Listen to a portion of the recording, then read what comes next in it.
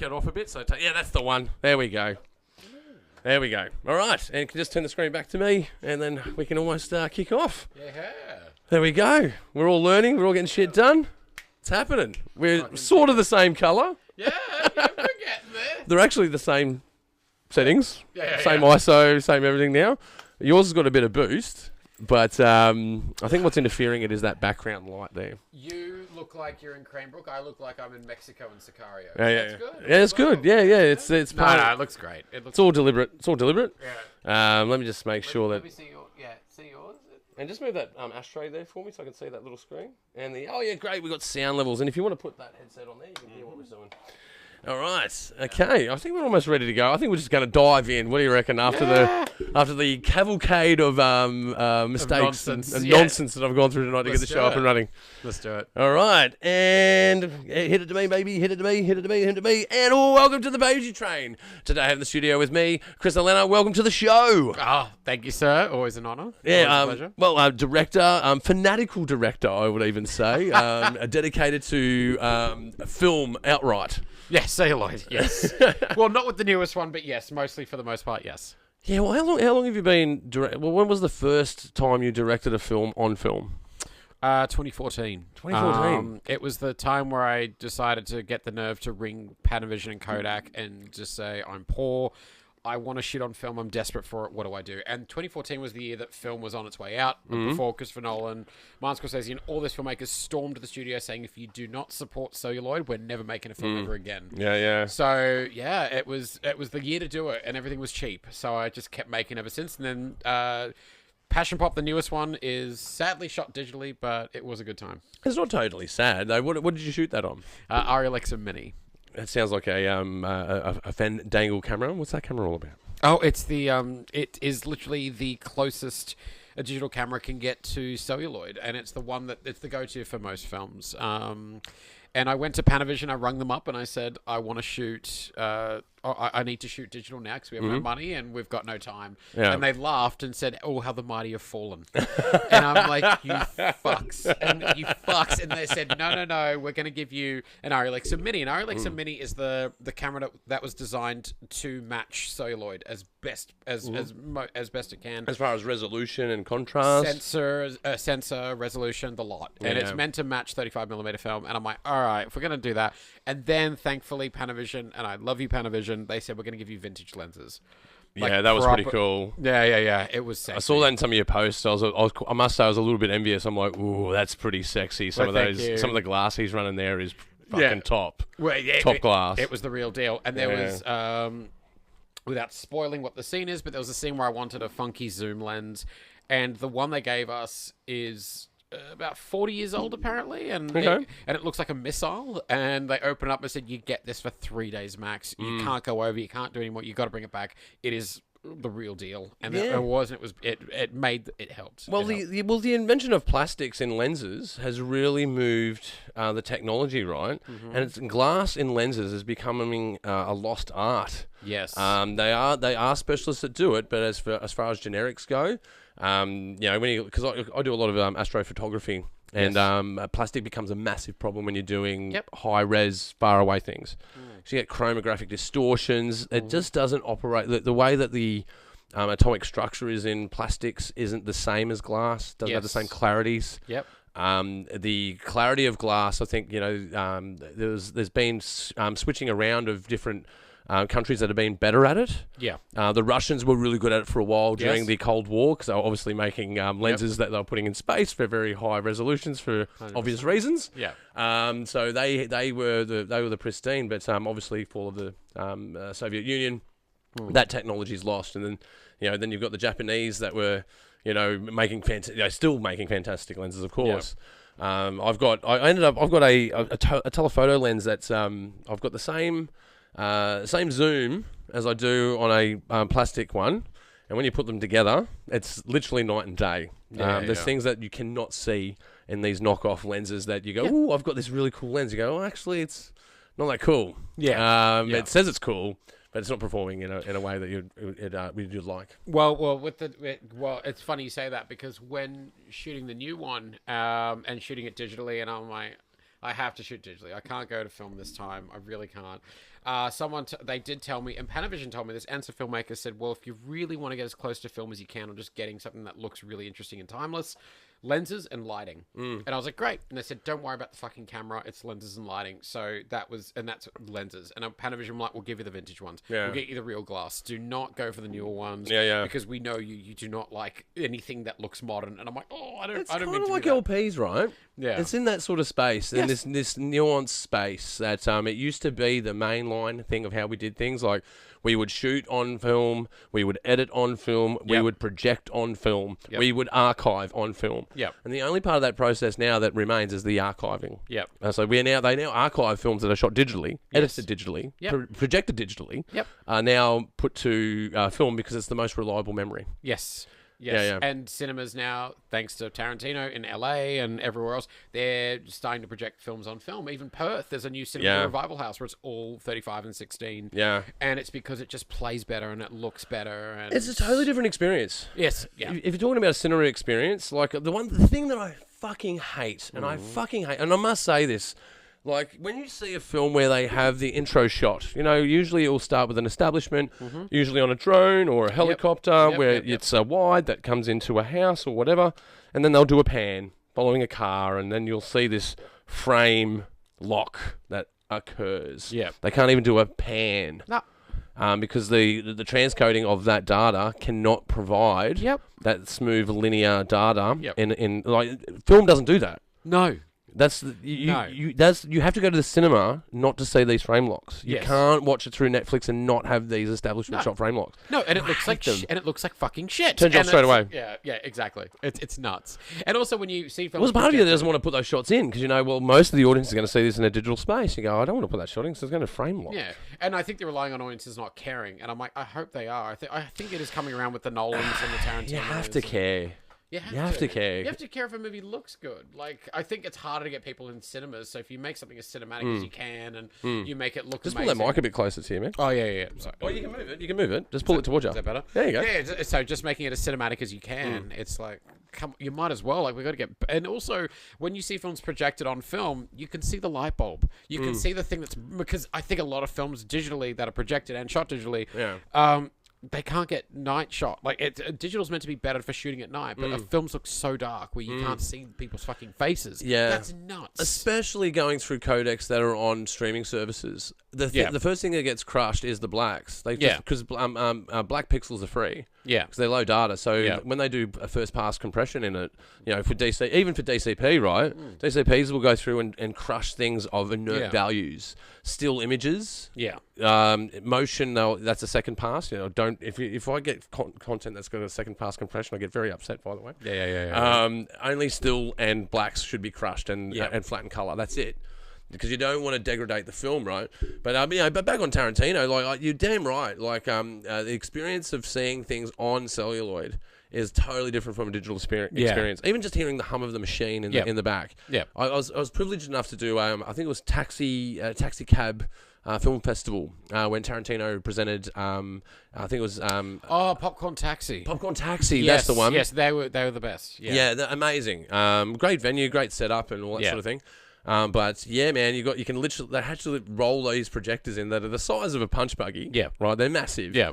These 35mm projectors. Yeah. And the biggest problem they had was buffering the sound from the audience in those projectors. So they really had to up the volume in the front of the house. Yeah. But there was something nostalgic that hit me where I go, because I've again been privileged to go through the back of cinemas when they do double features, for instance. Yeah. Or not double features so much, but you know how they'd show the same film offset by half hour? Yes. Well, what they do is they'll roll the film through the projector. It would roll out of that projector and run down a production chain to another projector in another cinema. So what they would do is, because they're running two machines, they'd run them in tandem. Yeah. So when one projector's working on a film, the other one's getting the content a few minutes later. Yeah. And that would save them roll time.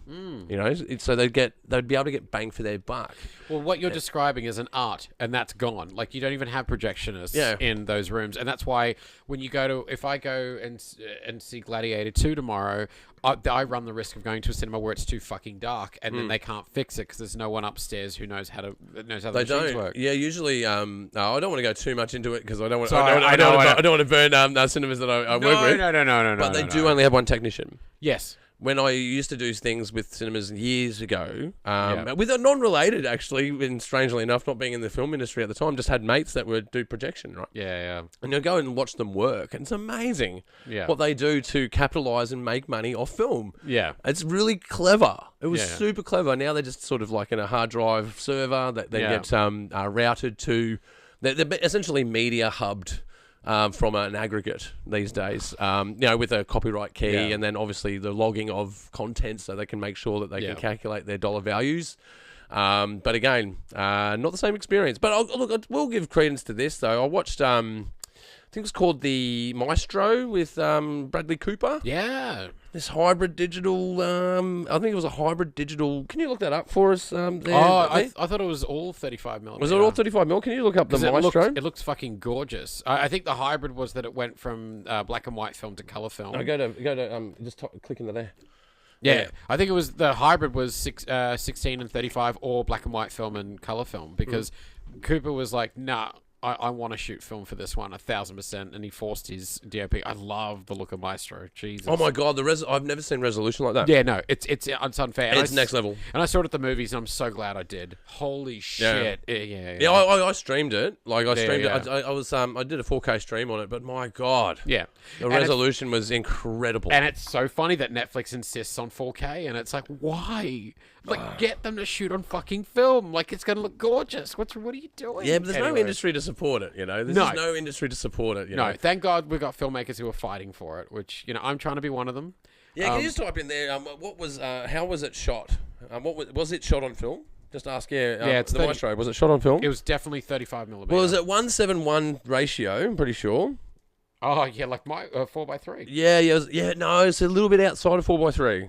Oh, okay, because we shot 4:3, so I'm wondering. Yeah, there it is. 35mm film stock. Black and white and color. Oh, they did black and white and color film. Yeah, that's the hybrid. See, that's where I go. Look, see where it's got the Aria, Alexa, Red, Sony, the cameras. So they're digital cameras. So I'm pretty sure I've read that. I'll take it back because I thought it was all film. No, it was. Maybe they shot the night stuff on digital because that's what they're doing now. Scorsese does that because it's so much easier and quicker. It was a multi-medium shot film that was a hybrid of digital and film. Wow. I believe it was also in cutting apparatus as well. I might be talking out my ass there, but I'm pretty sure that the whole thing was a hybrid project of multiple medium. Yeah. Which I think is super cool. And then you see it in the work, like the resolution. I'm like, fuck me, man. Yeah. Bullshit resolution. You even think it's rendered that it's not real. Yeah. It's that good. Yeah, exactly. I wasn't a fan of the film so much, but, I did like I have a lot of love for it because it was shot on film and he was trying different shit that didn't quite work, but I'm like, I'm with you.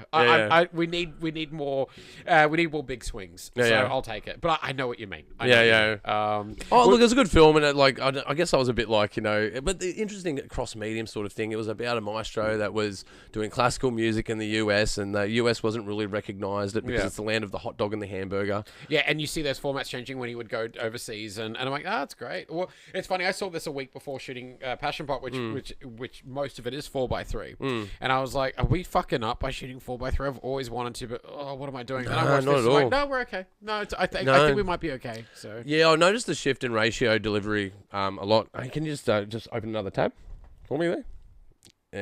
Give me a black one. There we go. And I've watched I've watched a lot of content coming into Made in the West recently because the ratios you expect you expect a 16:9. Someone who's really pushing the envelope there, you'll get a 2:35:1, right? Yeah. Nice cinematic, anamorphic. Yep. And you might get a vertical. So sometimes you get vertical films that are done for vertical spaces. But now I'm getting a lot of stuff that's 1:7:7:1, 1:8:5:1. These really underused in the recent times. Like they're literally from the times where that was the thing. Like that was the size of the screen. You had the merger between TV and film. Yes. Really came around at HD, 720p sort of spaces where that 16:9 was everywhere. Yep. I'm watching even ratio shifts between characters on screen. I've gotten content like that, where they're doing like a 4:3 offset to the left of screen in a 16:9 environment, and then doing a 4:3 or 1:7:1 bottom right. Wow. Like this boxy sort of like merger of like, and I go, wow, I saw some stuff earlier and it just didn't quite work, but I'm seeing stuff now. They go, actually now this art of switching ratio, you couldn't do that in film. Not really. No, you'd have to, because with in the sense of zeitgeist. Yeah, and aspect ratios with film is more pronounced. With digital, it's a little easier. So when I did this one, and I was like, I want to shift aspect ratios, and I want to do 4:3. I fucking love 4:3, and I don't know why I love 4:3, but you can fuck around with perception with that. So you can, and as well, you take back, and it also, well, the one that I really like is you get the old people like me, right? Well, not that old, but you're not. Shut up. But I'm from the analog space as well. I watched 4:3 on TV. I watched Ninja Turtles on 4:3. Yeah, Academy ratio and TV ratio, which I did too, and I found it. Filmmakers trying to make 4:3 cinematic inspired me to go, let's do it. Yeah, because that's what the kids are doing, right? They go, this is retro. This is cutting edge, because now we're not just lifting an idea, we're revamping an old medium. Yeah, well, you know how creativity works, where especially as filmmakers, where if you get a limitation and you make it work and you fuck around and make it feel fresh and original, you're a genius. Yeah, and the film and the work feels better and it feels different and it feels like it's and that's what 4:3 is doing. I think. I'm with it. And ratios that are like it. I thought it was when I started seeing it, I thought it was a marketing sort of thing, because like you go, well, between 4:3 you can get that on a cinema screen and you can get it pretty good on a phone. Yeah. On a vertical setting. That's true. You've got markets where when you're doing promotions, when you're doing all these other things, they go into a vertical environment easier when you shoot in those ratios, because when you do a full anamorphic, it's very hard to put in a vertical environment. Yes. You have to cut things. Reel. Like you can't watch a reel of hate. You can't watch a scene from the Hateful Eight on Instagram and reels. It looks wonky. It's going to be zoomed in close-ups. You don't have these full body. No mise-en-scène in that space. No. That's the other sort of thought I had about it, but I don't know what's the cart and the horse in that regard. Is it the bonus of doing this ratio shifting puts us in different markets, or it goes, well, we need to make this stylistic so we can get our content into different markets. Yeah. I don't know which one's the horse before the cart. I think it might be making it stylistic and cinematic, and then it's worked in favor for vertical. I would like to think it's the romance in me thinks it's the artist. Me too. I'm a hopeless romantic when it comes to films, but yeah, you've seen Passion Pop. The change is there, and I've tried to make that work. But yeah, that's my first time with fucking around with aspect ratios. So, but if I had to do it, it had to be digital. So but again, man, I've had the privilege of watching the film. So well done. Thank you. It's a good film. My I won't air all of my grievances. We're not at Festivus just yet about this film. About durations and whatnot. I'm gonna bust your balls about that. But no, mate, it was a great film. I think you've done a good job. Oh, thank you. That's. Honestly, that film wouldn't exist without Made in the West and the team that I met through Made in the West and you guys and everything. And it was the best shit I've ever had. Oh, dude, it's going gangbusters. Yeah. This Made in the West thing. It is insane what's happening. I met you guys in 2019 through Audio Guide. And then I met Luke Walker. I met Matt Vella. And I met Martin Young and just the Beaner. Yeah. And just all these guys. And then now I've met, and this is the newest thing I made. And I made it with mostly Western City filmmakers because of you guys. Yeah. And it was the best shoot we ever had. And it was a joy. And I was like, I'm sensing a pattern. Every time I go to Made in the West every year, it's wonderful. And it's my favorite time of year. I shoot with the Made in the West team, and it's incredible. Like, no. Yeah, Made in the West creative, man, as well. Like, because that's the talent pool, and we've created, where there was no industry before, all we simply did was network people, and then the industry just came. It was like igneous, like, a magmatic thing that happened. There's this cauldron of this melting pot of ideas that have come together with skill sets that people now have the ability to advance their skills further. Rather than being in a backyard tinkerer, they're actually putting into commercial space. Yes, claiming our region for being storytellers, inviting everyone that is from whatever background, whether from the queer community or from different ethnic communities, or just from the outright just fringe indie community, which is a hodgepodge and mixture of all the aforementioned. All of that space is just amazing. What's coming through, it's so accessible. And I think it's bleeding into the work in terms of cinematic. It feels cinematic when it's a perspective that's different. And also, a lot of the films I see from Western Sydney and made in the West, they're all very.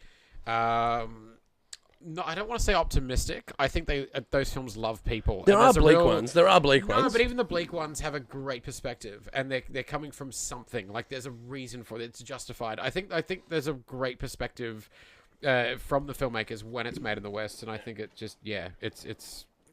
I loved it, and I was inspired by that when I did Passion Pop, because Passion Pop, the new one, thank you for your kind words, because we had no money and I had a dream cast that all said yes, and I was like, all right, I don't have a choice. And the script, now listeners, Ross doesn't like anything that's over 15 minutes. Oh no, that's not true. That's not true. Features. I'm joking. No. I just like to promote people, and it's harder to promote if I can't run it through the pipeline. Well, this one, the script was 23 pages, and I was like, I need to cut this down, and then the actors. But with that said, though, we're opening up other categories in the future, because Made in the West is expanding. Like we've gone from a one-night event, now we're like a summer event that happens online, and we have an event that happens at the end of that where we'll be at Accor Sydney Park, just outside there. We'll be on a big screen doing the online presentation, bean bags, and total hippie setup, man. We just come along with your little esky and watch some movies in a park. Which is the most Made in the West thing I've ever heard, and I say that in the best way imaginable, because it's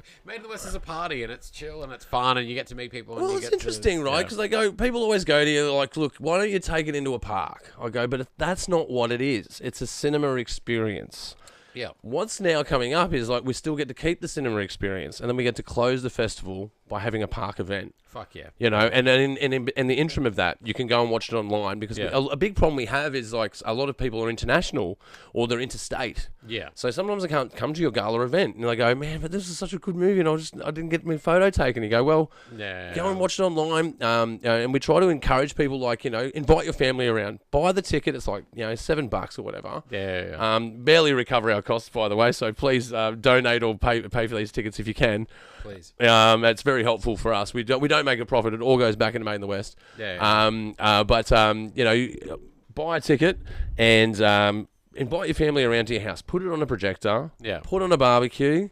3 hours of content. You get to watch your movie. Some movies that maybe not your forte. That's where the conversation picks up and go, here's a good one. Let's watch this one. Because it's all different for everyone. But the quality is high, like it always is. And I'm talking unbiased. I'm talking the years I didn't have a film in there, but including this year. But no, you could have, Chris. You could have. Listen, our masterpiece is 18 minutes. Okay, could have been 15. It could have been 15. I'm just saying. Well, it could have been 25. Actually, I promise not to bust your balls about this. I promise not to bust your balls. No, please do. It's funny because even I know. Listeners, the first cut was 25 minutes long, and I got it to 18. I think I'm a hero. Yeah. I'm waiting for my Purple Heart of Bravery in the mail, but don't worry, we'll get there. Yeah. Anyway, yes, I do think the quality of all the films in Made in the West throughout the years that I've been in, the 5 years and going, is high. And also, you guys have a flair for the cinematic, which is why the online section works, because you have the in-cinema thing, you're doing the park thing. You really are branching out and just getting films seen, which is the hardest thing now, which is so weird. Well, that's why we're going to go for other durations, right? So we're thinking what we've got on the table. We haven't confirmed this yet, by the way, and it's certainly not for this year, but perhaps for next year. Yeah. Is that we go, well, we've got people like Chris and Elena that have made these films that you can't cut it, because I've watched it, you can't cut it down to 15. You just can't. That's right? made my night. Because I did try. Yeah, well, it's the performances. It's performances. You're going to do jump cuts into the performances to achieve it. That will degrade the piece. Yeah, and it takes out information. I totally get it. I totally get why. Like I bitch and I moan, but I get it. We've got it on camera because I did try. Everyone who's been in the pub with me has heard me whinge about this. Listen. When I said that I had a Made in the West team, we all were like, I got them. That I met from the festival. We all, as we were shooting this and editing it, we're all like, I want a 15-minute cut for Made in the West. I love Made in the West. Fuck yeah, this is a love letter. And lo and behold, when we were cutting it and we went through 4 editors, there's no way. We tried, and I'm like, I know, I'm sorry. So I did try for the festival. Yeah, I know. We tried for you. And, well, that's one thing for the marathon, that to extend entries, because we get entries sometimes that are over 15 minutes, because sometimes we have language barriers, or people haven't read the submission rules and this sort of thing. You go, but it was a fucking good movie. Yeah. We go, we need a space to show these movies. Yeah. And they also sit with the ones that don't quite make the official selection. Yeah. Because people go, I didn't make the official selection. Like, you've got no idea on how competitive that space is. Yeah. You're fighting for 2 hours of screen time at a cinema against 70 films, 100 films. Yeah. Right? Yeah. That's what you're competing against. Yeah. And out of those, you're going to get 30 that you go, holy fuck, these are mad movies, man. Yeah. So we want to get into those spaces because I think we were talking off air about it before. We broker films for artists, right? Yeah. You know, we sell content to people that require original content from regions. Yeah. And I don't want to say any company. I shouldn't say any companies, but I can certainly say this: we definitely sell our films on the behalf of artists at pretty decent rates for what are out there. Yeah. That where you can go and purchase it. It's like this pristine stuff. Yeah. And people argue. They go, why you charge that for? You go, well, if you think about it, this film's playing in New York. Yeah. And it's at an AMC festival winning awards. Yeah. It's also playing at Edinburgh, where it's an official selection winning awards. Yeah. That's why.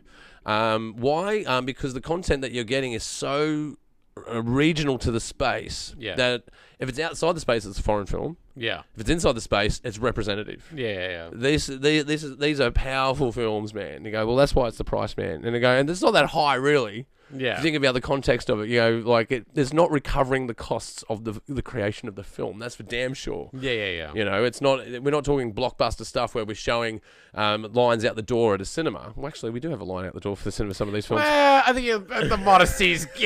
I got to crush the modesty there. You kind of are, but yes, I know what you're saying. In the long haul, I know what you're saying. Yeah, but to get something else out of it, to get further remuneration is great.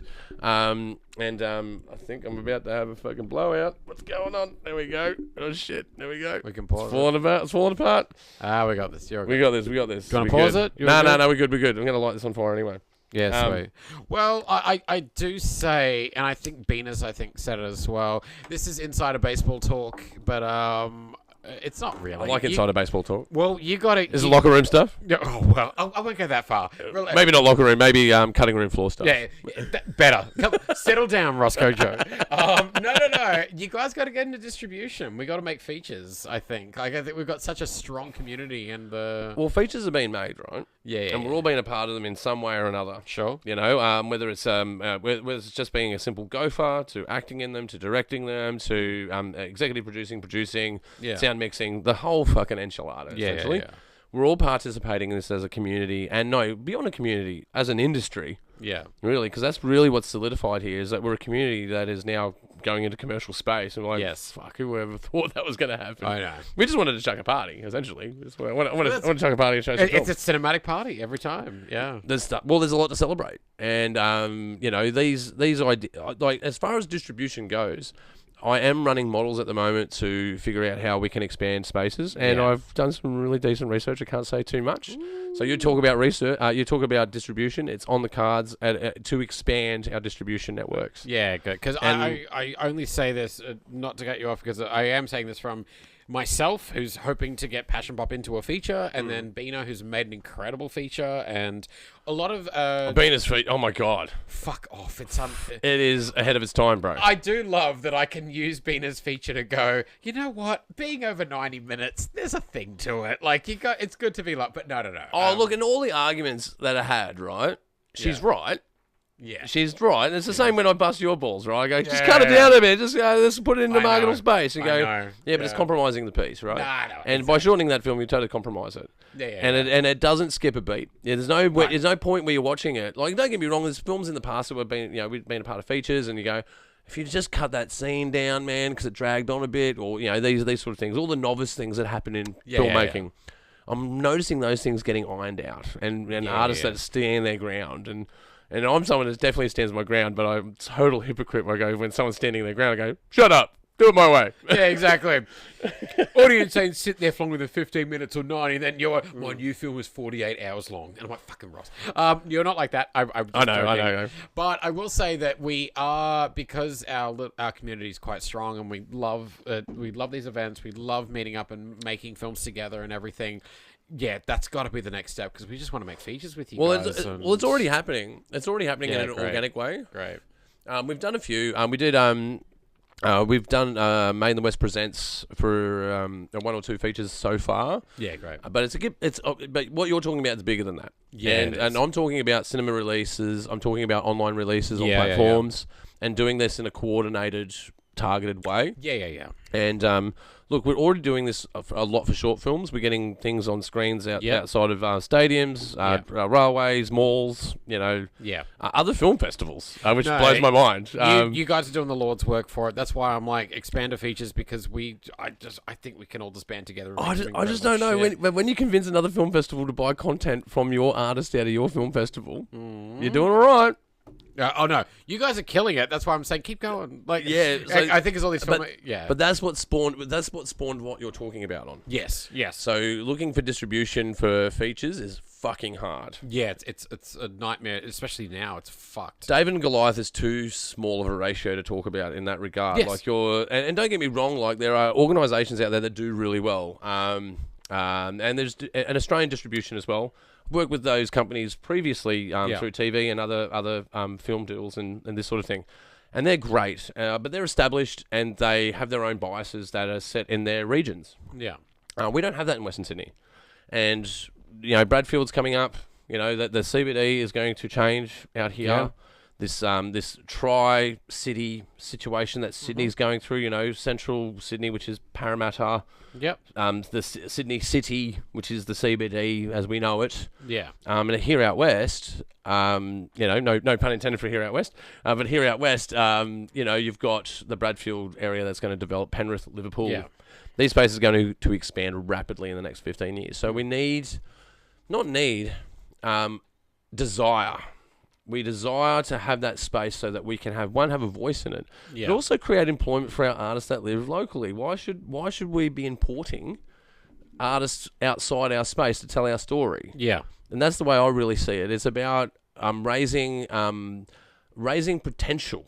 And those stories thrive on authenticity and lived in. That's the word. That's it. Authenticity and lived in. And that's why Made in the West, when you watch those films, they all feel fucking authentic. They all feel lived in. They all feel cinematic because it's like, right, no, this is the real deal. It's coming out of the horse's mouth. There's no holds barred. So and that's why they're amazing. You don't have to make a film directly for Made in the West. Yeah. Make your film. I just need it under 15 minutes because we got screen time. It's a screen time problem. Passion Pop is 18 minutes and 20 seconds I long. didn't mean it in that way. I didn't mean it that way. No. I know you didn't, but I'm like, I tried so hard. And I did the edit myself to go, I'm going to be fucking Edward Scissorhands on this. And it didn't. And even Matt Fell was like, yeah, you can't get this. I'm like, I tried. Well, that's why I want to expand it into the marathon that we have, right? Because that marathon also gets screen time at the end of summer. Yeah. So we now have this event that has now gone from a single night event that turned into the post-COVID online festival that we built which was built as a ejection seat essentially. We can't show if we couldn't show our gala event. What do we do? You remember all the training we did on Zoom? Yes. We went through the whole project. Well, our thinking was, if we go through all of this process, we may as well keep the template and just run that. In tandem. It got a lot of attention in the last year. People go, well, there is value here. Yeah, spread the word. Yeah. We got people in Ireland, Europe, the United States, India, Southeast Asia watching these films. It's not. I wouldn't say that it's growing at It's not growing at a geometric rate just yet. No. But I can see the cusp of it happening. I do think, and that's where the distribution comes in. That's why I can't go further than that. Don't. I'm just more saying it that.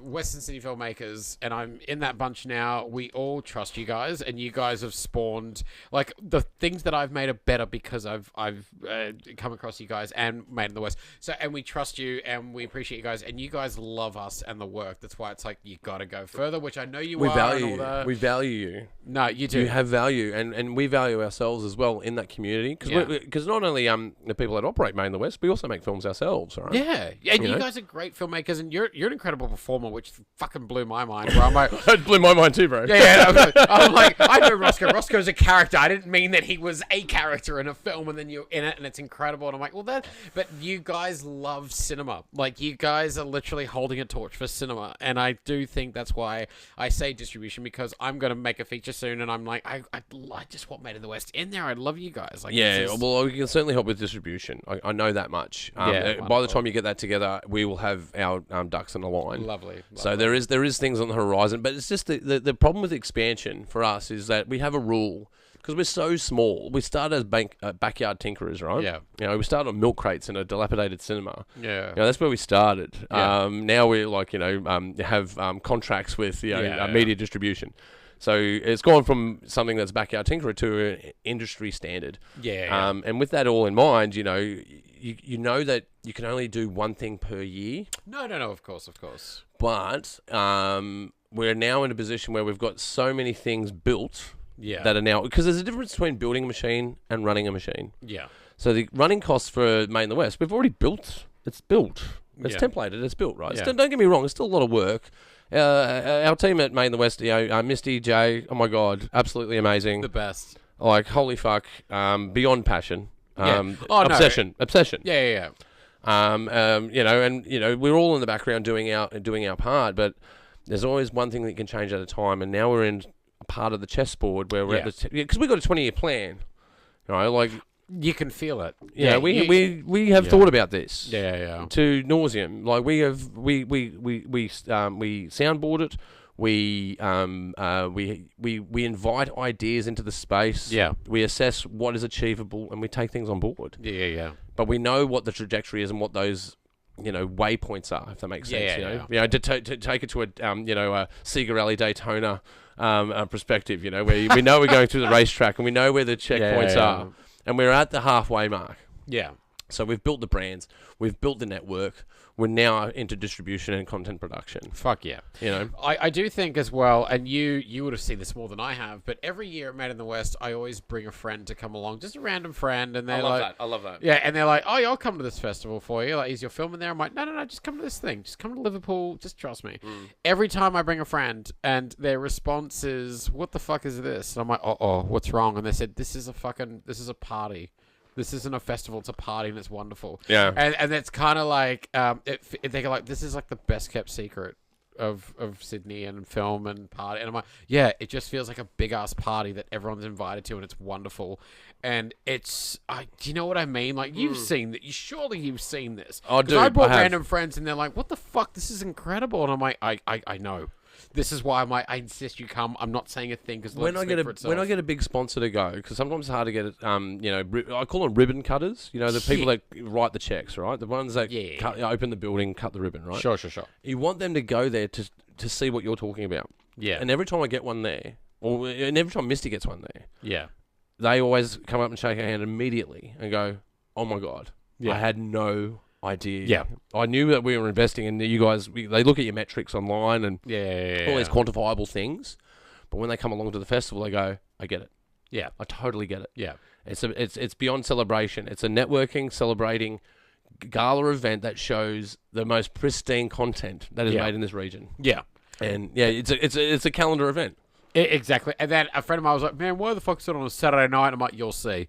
And then he goes, yeah, that's a Saturday night. That's it. Oh, fuck. And it's a party. I've had about 4 friends go, holy fuck, when's this Made in the West fucking thing? I'm like, shut up. Follow them. Shut up. Like, just watch it. And they've every year they come. I'm like, this is so fucking good. Oh, dude, we're so close to selling out again. So we're like, I think there's like 4 seats left. So by the time you guys probably see this on air, it's probably sold out. But go and check it out. Go on the waiting list. Go on the waiting list. Go to the best fucking Saturday night you'll ever have in the year, and just see amazing films, amazing filmmakers, and the filmmakers are there. And they just love to go up to you and talk to you. I'm like, this is it, because I think the biggest thing with filmmaking, and the biggest outlier, is that filmmakers, we don't have enough ways to talk to each other.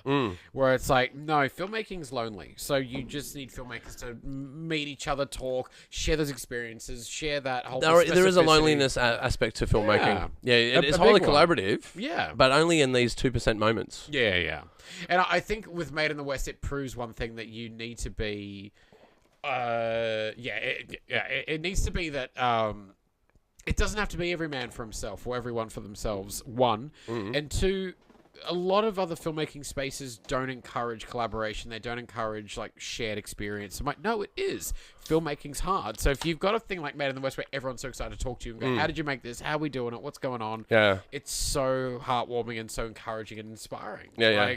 I going to Made in the West every year, I'm like, okay, I'm going to make another film with these guys. Like, I'm going to make another film and it's going to be with them. Yeah. It's going to be wonderful. And I did, and it was the best experience I've had making a movie. Yeah, and you have the players and the stayers, right? So there's people that come and go, don't get me wrong, and we invite those people. Please come and sample what we do. But then you have people that become very obsessive about what they do, and they're the core people that run this.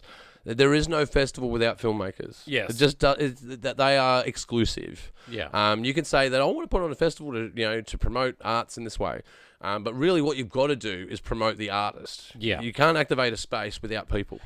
That's why it's the fucking best. You've just summarized it, and salute to that. Yeah, salute. Yeah. Slanger. This isn't a podcast, it's a conversation. Whoops. I think that's the idea, though. I think that's what we're up to. Well, yeah, it's organic that way. I just spoke for it. Yeah. But no, it's that. It's like you guys are artists first, and you guys are the work first. And that's why every time I go there, I meet a new filmmaker, I meet a new artist, and I'm just like, I'm inspired. And it's work. It is work. You know, and people forget, they go, well, I want the glim and the glamour. And don't get me wrong, this is important to provide this for people that have worked hard. Yeah. But you don't get you don't get the glamour without the work. Yeah. You have to put in the work. You have to put in the time. And big shout out to my family to being so understanding for when I've missed events because I'm busy running an event or shooting a film or being in a film or whatever. Yeah. If it wasn't for my family being understanding, I would even be even more lonely. Yeah. You know? Yeah, I don't think a lot of people talk about the experience of filmmaking is lonely, and it's understandable. You know what is going in because it's like it's your vision against everyone else's, and everyone not quite understanding it. So you got to articulate it the best you can, which isn't always that easy for filmmakers. You're like, just trust me. And when you have something like Made in the West, where everything does feel handmade because of the perspective, because of the lack of resources as well. I think that's it. Where it's like we're all half of these are self-funded, and we're just doing what we can. That's why. Yeah, and look, and you get some that come through. We have films that come through that are funded by Screen Australia. Create New South Wales. No, you do, yeah. And some of these films are like tens of thousands of dollars. And then you see some that are next to it and they go, someone will ask, how much did that film cost? You go, well, actually, I've got the inside cost on that. That was a $30,000 film. Yeah. Oh, what was this other one? You go, well, actually, that was a $3,000 film. Yeah. They go, how? We go, it blends, and that's why it's great. You know what I mean? Like, yeah, it's a passion. It's the obsession. Yeah. We do gigs, and we're both guilty of this. Like, you do gigs where you get paid handsomely. Yeah. You do gigs where you don't get paid at all. Yeah. But you select those gigs based off, well, one, your accessibility to make content. Yeah. Through friendships, networking, your own drive to write and to shoot. Yes. But essentially, it really comes down to, picking jobs that you want to be part of, whether it's paid or not. Yeah. And don't get me wrong, like I say this to artists all the time. We're not here not to sell content. Yeah. We are here to sell content. You know? Yeah. And that's where between the artist and the producer in me, I get stuck between, hence the 15 minutes. I go, I can market that. I understand. Completely. Because I want to try and sell this thing. So I want to promote you and raise your profile. In turn, we raise our profile and we have a symbiotic relationship. Yeah. Problem is, I can only do it up to 15 minutes because when you extrapolate out of 2 hours, you go, well, that's 15 films. Yeah. So you're going to have 7s, 9s, and 15s. Yeah. With that said, the most frequent winner of Made in the West is a 15-minute film. Yeah. Which But usually they're third, second entry. And some of them have gotten through where you got a blue flamer that's like, who is this person that's made this film? Sure. That happens. Yeah. But generally, like I've had guys out there that have submitted 4 times to Made in the West and not gotten in. And on the 5th go, they're a prize winner. Yeah. Now, that tells me everything I need to know. But with that said, though, it's the communication with those people. And I go, you just missed out by 1 fucking point. Yeah. So when you're taking this kick to the balls, just understand that you were a contender. Yeah. All right, and when you explain that to people that have just missed out, because it's not the Blue Flamers, they're the easy films. Yeah. Okay, so there's 5 films that are going to win this prize, right? Yeah. And we don't mind who wins. We just want to get as much content as possible on that screen. Yeah. As most artists represented. It's the ones that are at the fringe that are either in or out. Yeah. They're the hardest films. Well, I'll say this Hardest to you. This is, again, inside of baseball, but the last thing I made, I was getting a lot of rejections for it, and I was like, I have a feeling Man in the West might say no to this. And then it was refused classification. You guys accepted it. And everyone was like, why are you so... Like they you've got a good relationship with them. I'm like, yeah, but it's not the easiest movie. So that means a lot. No, you got to say. I've got to be very brutal with this. Like, if it wasn't in, it's not in. Yeah. Like, we know everyone that. Here's the worst part about it. We want our collaborators that are frequent proprietors of Made in the West to get their films in. Yeah. But I have this. I call it the third film tragedy. Third act tragedy here, right? So. Sometimes when people make a film, they go, I got in Made in the West as a student film. Great. They enter in the next year as an independent. They didn't get in. Yeah. They enter in again. They get in as an independent. They go, great, I'm back on the horse. Yeah. They get in again in their next submission and win an award. Yeah. They go and make that third independent film and they don't get in. Yeah.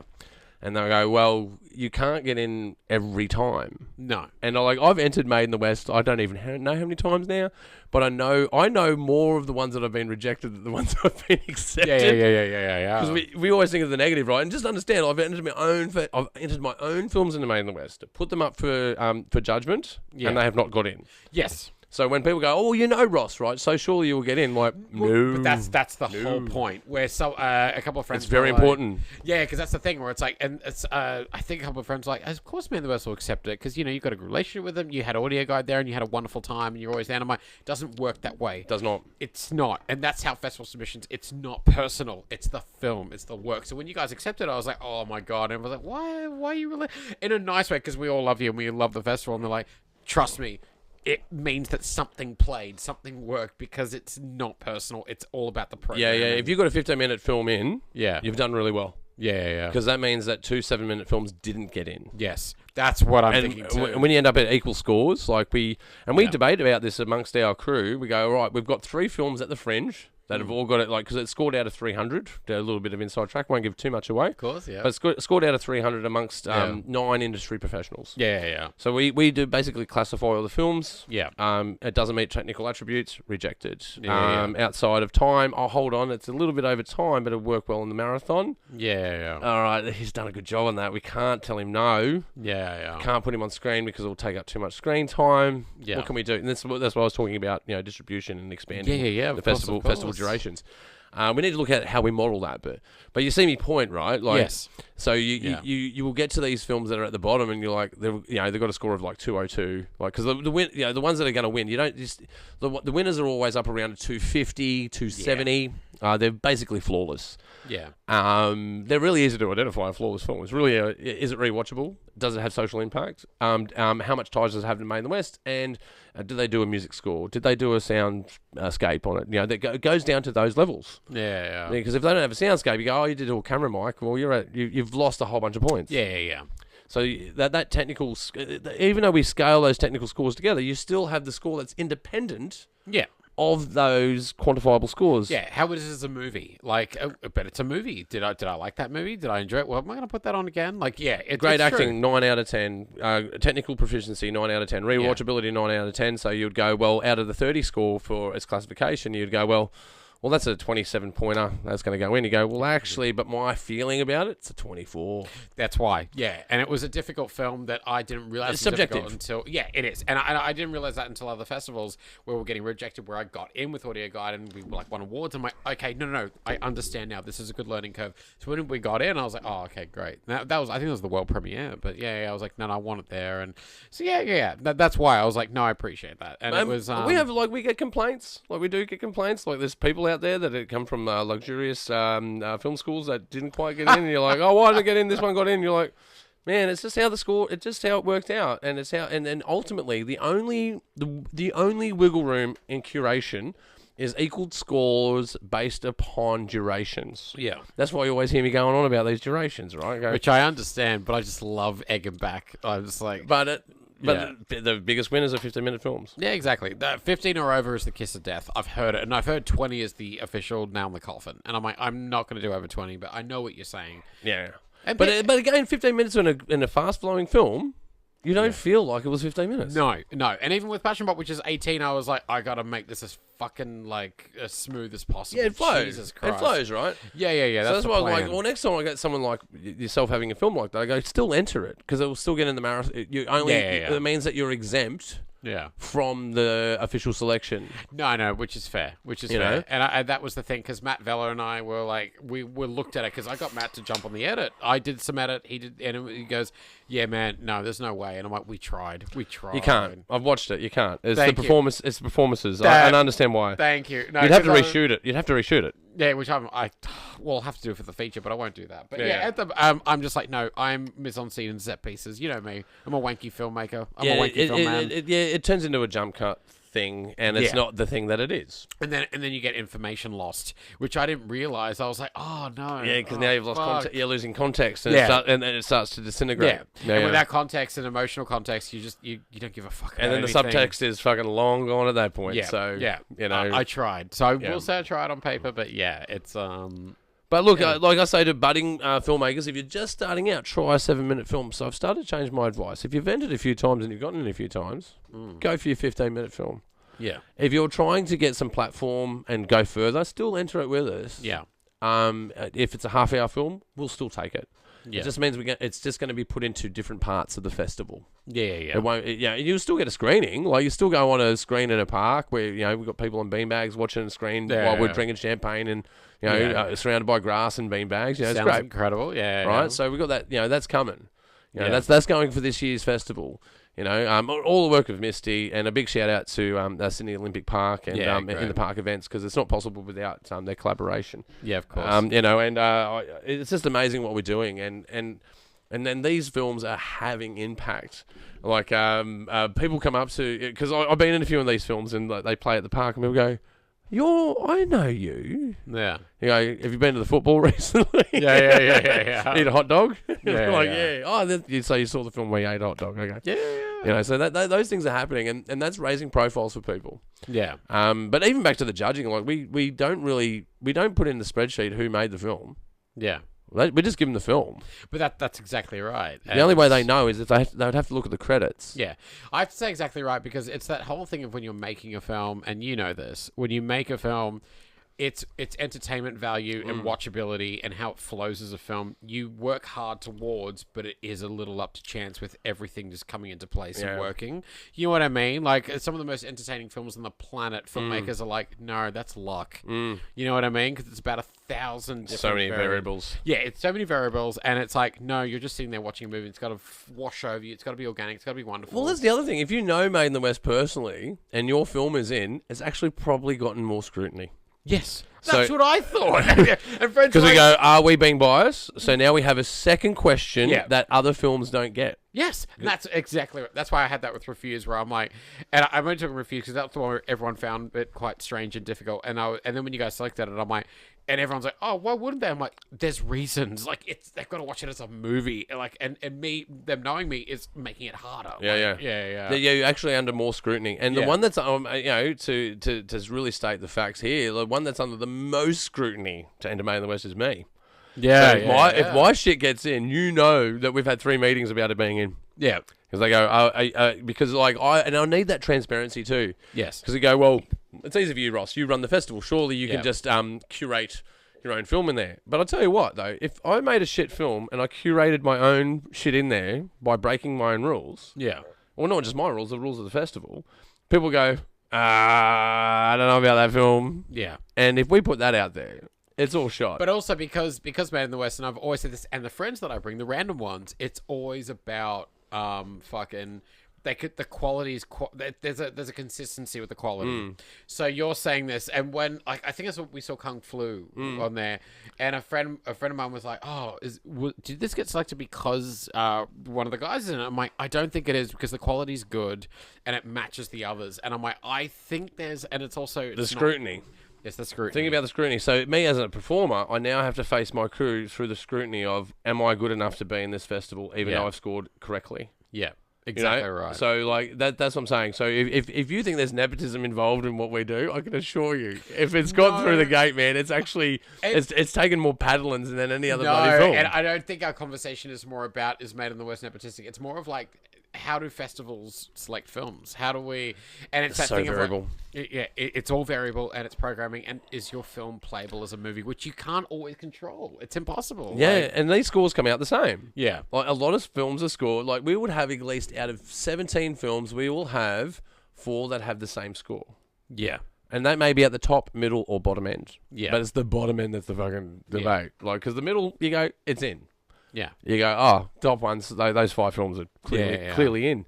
But it's the ones that there's 10 films that have, in the same bandwidth, but they're at the bottom 3 films. So you've got 7 films that you're going to go, fuck, they're in the marathon, they're the selected. Yeah. That's where you go, well, yeah, the judges made their score, but now we have the the duty to curate that content. And another thing is, it isn't just about when you curate things. Yes, duration is there, but it's not the only consideration. It's also the harmonious pathway of the playlist. Yeah. Again, it's a flow. Like, films have to flow into each other in that shorts program, and I learned that. Can you curate it? Yeah. Well, like Audio Guide, the first thing I did had not first thing, but one of the thing that did well. That had 35 festivals, and I would watch the other shorts in that program and how it flowed with Audio Guide. I'm like, no, right, it flows. I get it. No, and it suits that festival's audience, market. Yeah, it's code, it's audience. It fits their stakeholders, their investors. There's a whole bunch of things that go into it. Yeah, and it fits that festival's creed and this lineup. It flows in. I was like, oh, I get it. And then when the other one that I didn't do as much because it was a bit more niche, I was like, no, I get it. No, I understand. It's not. Oh, we even go to conflict with our sponsors, right? So you get stuff that comes from sponsored space, not as a targeted thing. They just it's organically happened from their space. You go, well, it's rejected, and you go, they're not going to like that. So we even go to the extent where we even compromise our funding to remain authentic. Yeah. That's how serious we take it. Well, yeah, you have to, right? Because when an audience is watching they'll know a series of films, away. You always feel the dip. You always feel the dip, not just quality, but just in tone and pace. And it's, short. Audience they're not stupid. No, they're very smart. That's the whole... I've been to Trop Fest, man. I can tell you. I go, that film, come on. Yeah. Come on. Yeah. Someone's cousin made that. Yeah, I can see. You look at the credits, you go like, okay. Yeah. Okay. Especially when it's shorts, you feel it. You really feel it. I'm like, oh, I didn't... again, Audio Guide taught me that. And I'm like, oh, okay. No, I get it. And it's a walk away. You go, fraud. Yeah, exactly. And you go, and you can't do that. But that's why I sometimes I get quite emotional about it in a weird way. Like, we started the festival out of protest that we don't have enough screen time for Western Sydney filmmakers. And we had a few that were in Campbelltown a few years ago, and we rejected 6 films that came out of Campbelltown. Yeah. And they just missed out. Like, they were really good. Yeah. They, out of protest, did their own in-house film festival in Campbelltown. And they were like, oh. Cambo Filmo Festival. Oh, no, but as a part of me is like, but that's what we did, right? Yeah. And there's part of me that goes, well, I hope they turn that into a Campbelltown Film Festival. Yeah. There was part of me, obviously they didn't because it's difficult to do. Yes. But there was part of me like, oh man, the rebellion still carries on. If they only knew, like, because you can't always contact everyone. You're like, if they only knew the trials and tribulations, man, then how, And I wasn't, it's funny that we're talking about this, and it wasn't out of me going, oh, it's more of just going like, it's a hard fucking thing to program. Yeah. Or even just operating a festival. Yeah. Right? Yeah. So, I'll give you some inside track on operating a festival. Like, out the data shows, 3 years is the most runtime for a festival. Yep. The ones that are most successful that go beyond 3 years usually are of an ethnic nature. So, like, the Irish Film Festival, Arabian Film Festival, where they have sort of patriotic or ethnic pride in these spaces. Specificity. Yeah. It's specific to an audience. Yeah. And those festivals will generally do an 80-seater. That will have about 60 people at their events. Sure. And they do really well. And I'm not saying I'm not punching down there. I'm just explaining the space that we exist in. Yeah. So to penetrate through that as a generic is extremely challenging. Yeah, well, again, specific films, specific audiences. That's why it's not a brush against that. Like, I've seen that, and I'm like, no, I get it. It's a specific They're important. audience. They need to exist. Yeah. Absolutely. Oh, look, we get their content, so I think it's fantastic. But so we'll get their winners from their content. Yeah. But with that said, those festivals are important because it raises voices for the voiceless, and that's what Main the West is about. But we do it in more of a broad church. It's not about an ethnicity or a sexuality or anything like that. It's not about an object where you need a pineapple in it or fucking whatever. I need a candle in my fucking film. The Tech 48 bullshit. Yeah, I did that this year. Yeah, well, they're good as well because they put filmmakers under pressure and it forces collaboration. And filmmakers need restrictions and pressure. And I don't mean to sound that as like, no, all filmmakers should have all creative freedom, but I'm just like, I get your point. It's nice to have a restriction. But again, you're still doing an 80-seater. Yeah, you're still in that space of an 80-seater. Yeah, 100%. And there's outdoor you've got the Inner West Fest out there, that are trying to start that in the park event. But and we've had other ones that have literally taken us on directly, which I think is hilarious. I won't mention their names, but we've had festivals that have challenged us directly. Yeah, and they last about 1 or 2 years, and as well, like, but there's other festivals I've been a part of where they go, all right, I want to run this festival in central New South Wales. Yeah, and they go, how do you do it, Ross? And you go, well, contact your council, contact your local businesses. Yeah, try to get some capital in there. Yeah. You don't need a lot, just need enough for your venue hire, a bit of promotion cash, and then you need to find a way to engage an audience, and that's going to be, in this day and age, it's through short reels. So go and shoot the fuck out of your first event and aggregate the fuck out of it for the next 3 years until you get some new content. It is that funny thing as well, tying into that, where it's like everyone's on their phones, everyone has social media, everyone knows everything and anything. However, why is it harder to get people in a theater? Well, it's a strange beast, man. Like, even this humble little podcast that I run, right? So I'll get anywhere between 20 and 20,000 reach on the fucking thing, right? Yeah. And it's not predictable by guests or content. It's literally whatever fits in on the day. It's luck at this point. Total luck, right? Because you're in such a populated space. Like, I even remember starting the podcast. When I started it, there was only 900,000 podcasters in the world. There's now 5 million podcasters in the world. Yep.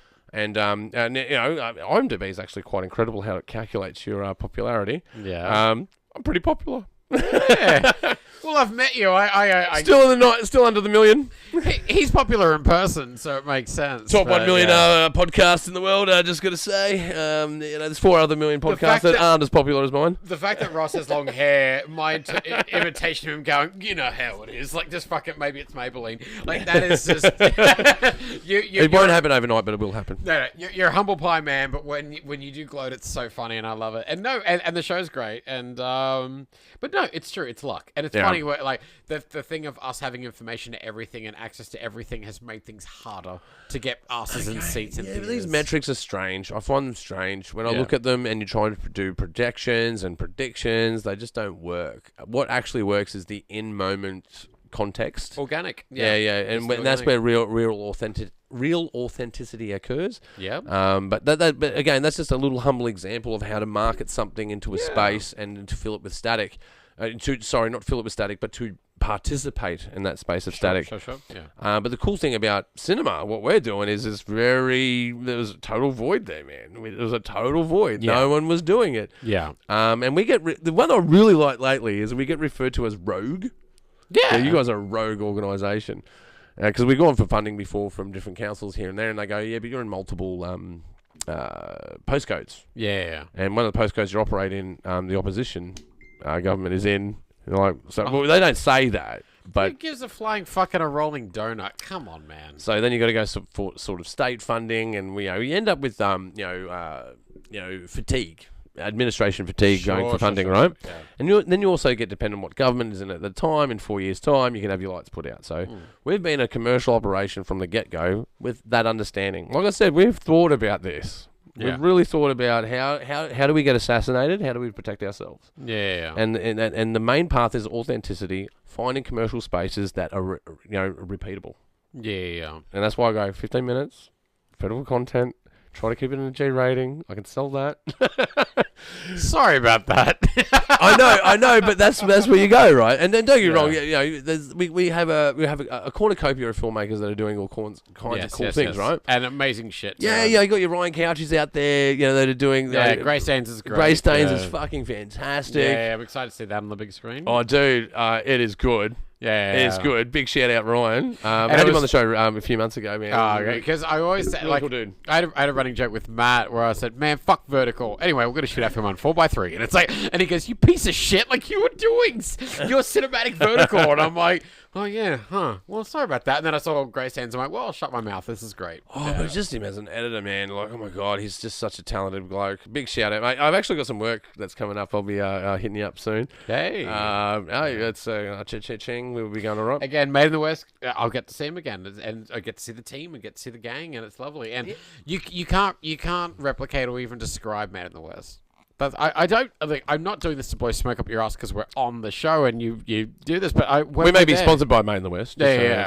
Made in the West, November 30. But every time I've got mates coming to me going, "Oi, when does fucking Made in the Festival go? It's Made in the West, my lucker." Yeah. And they're like, "Oh, Mike, what's going on? We're gonna go." And I'm like, "Man, it's kind of like the best kept secret party." And we're rogue, right? And that's what I like about it. They go, "You're rogue." I'm like, "Oh, we're like James Bond, but we don't follow rules because M has kicked us out of the industry." Yeah, exactly. We're on our own. We're Skyfall, but good. Sorry. Yeah. Sorry. Oh, dude, we're talking about good films. Like, hold on, my camera just died. All right, hit the pause. We may as well take a pause here. James. You fuck. That's brilliant. Brilliant. I call everyone that I know motherfucker. So when you said that, my mate was like, "Bro, how does he know your love language?" I'm like, "Listen, I don't know. We'll crack it one day." Yeah. Oh, we're rolling. Oh shit, we're in Rolling Town. So just switch it back to me there. All right, and so I was talking about we're back. We just had a piss break, by the way. I'm going to roll another cigarette during this conversation. We're talking films now. Yeah, films. The films. You're into the films? A little bit. I dabble. Are you a James Bond fan? Not really. Oh my god, we used to be friends, bro. Motherfucker. I'm so sorry. Motherfucker. How dare you use that love language against us? Oh, no. I dig some of them. No, I just never got onto it. Do you like Batman? Yeah, Batman's alright. So James Bond's just Batman. I know. I'm not allergic to do you like Iron Man? No. Well, Iron Man's just Batman. Yeah, it's Pepsi Max Batman. Totally Pepsi Max Batman, classic Coke, and black and gold. And James Bond's like, what do you call it, sarsaparilla?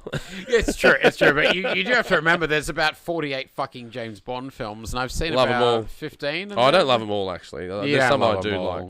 I don't love them all, but I do like Daniel Craig. Okay, what's the best Daniel Craig one? Because I'm scared to answer this. I actually didn't mind the Quantum of Solace. Not a lot of people like that film. That's my favorite one. That's my favorite one. That's my favorite one because it's gritty. It's real.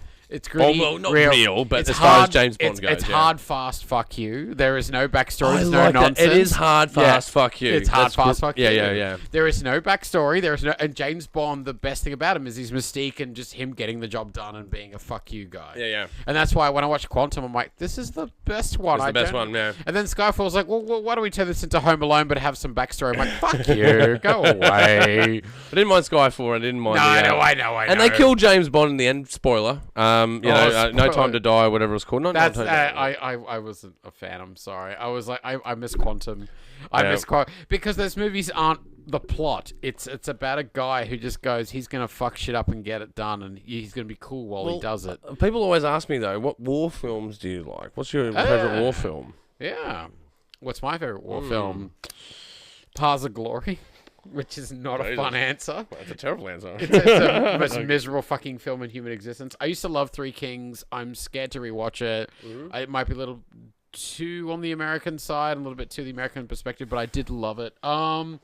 Favorite war film. I'm gonna go Paths of Glory. I'm really sorry. There's one that's sitting there. I have a strange answer to this question. It's not Saving Private Ryan. Are you sitting down? You're sitting down? No, it's not Saving Private Ryan. Good film as it is, it's actually, they're not war films, but they have war connotations. Okay, great. 3,000 Miles to Graceland. One of my favorite movies of all time. One of my favorite war films.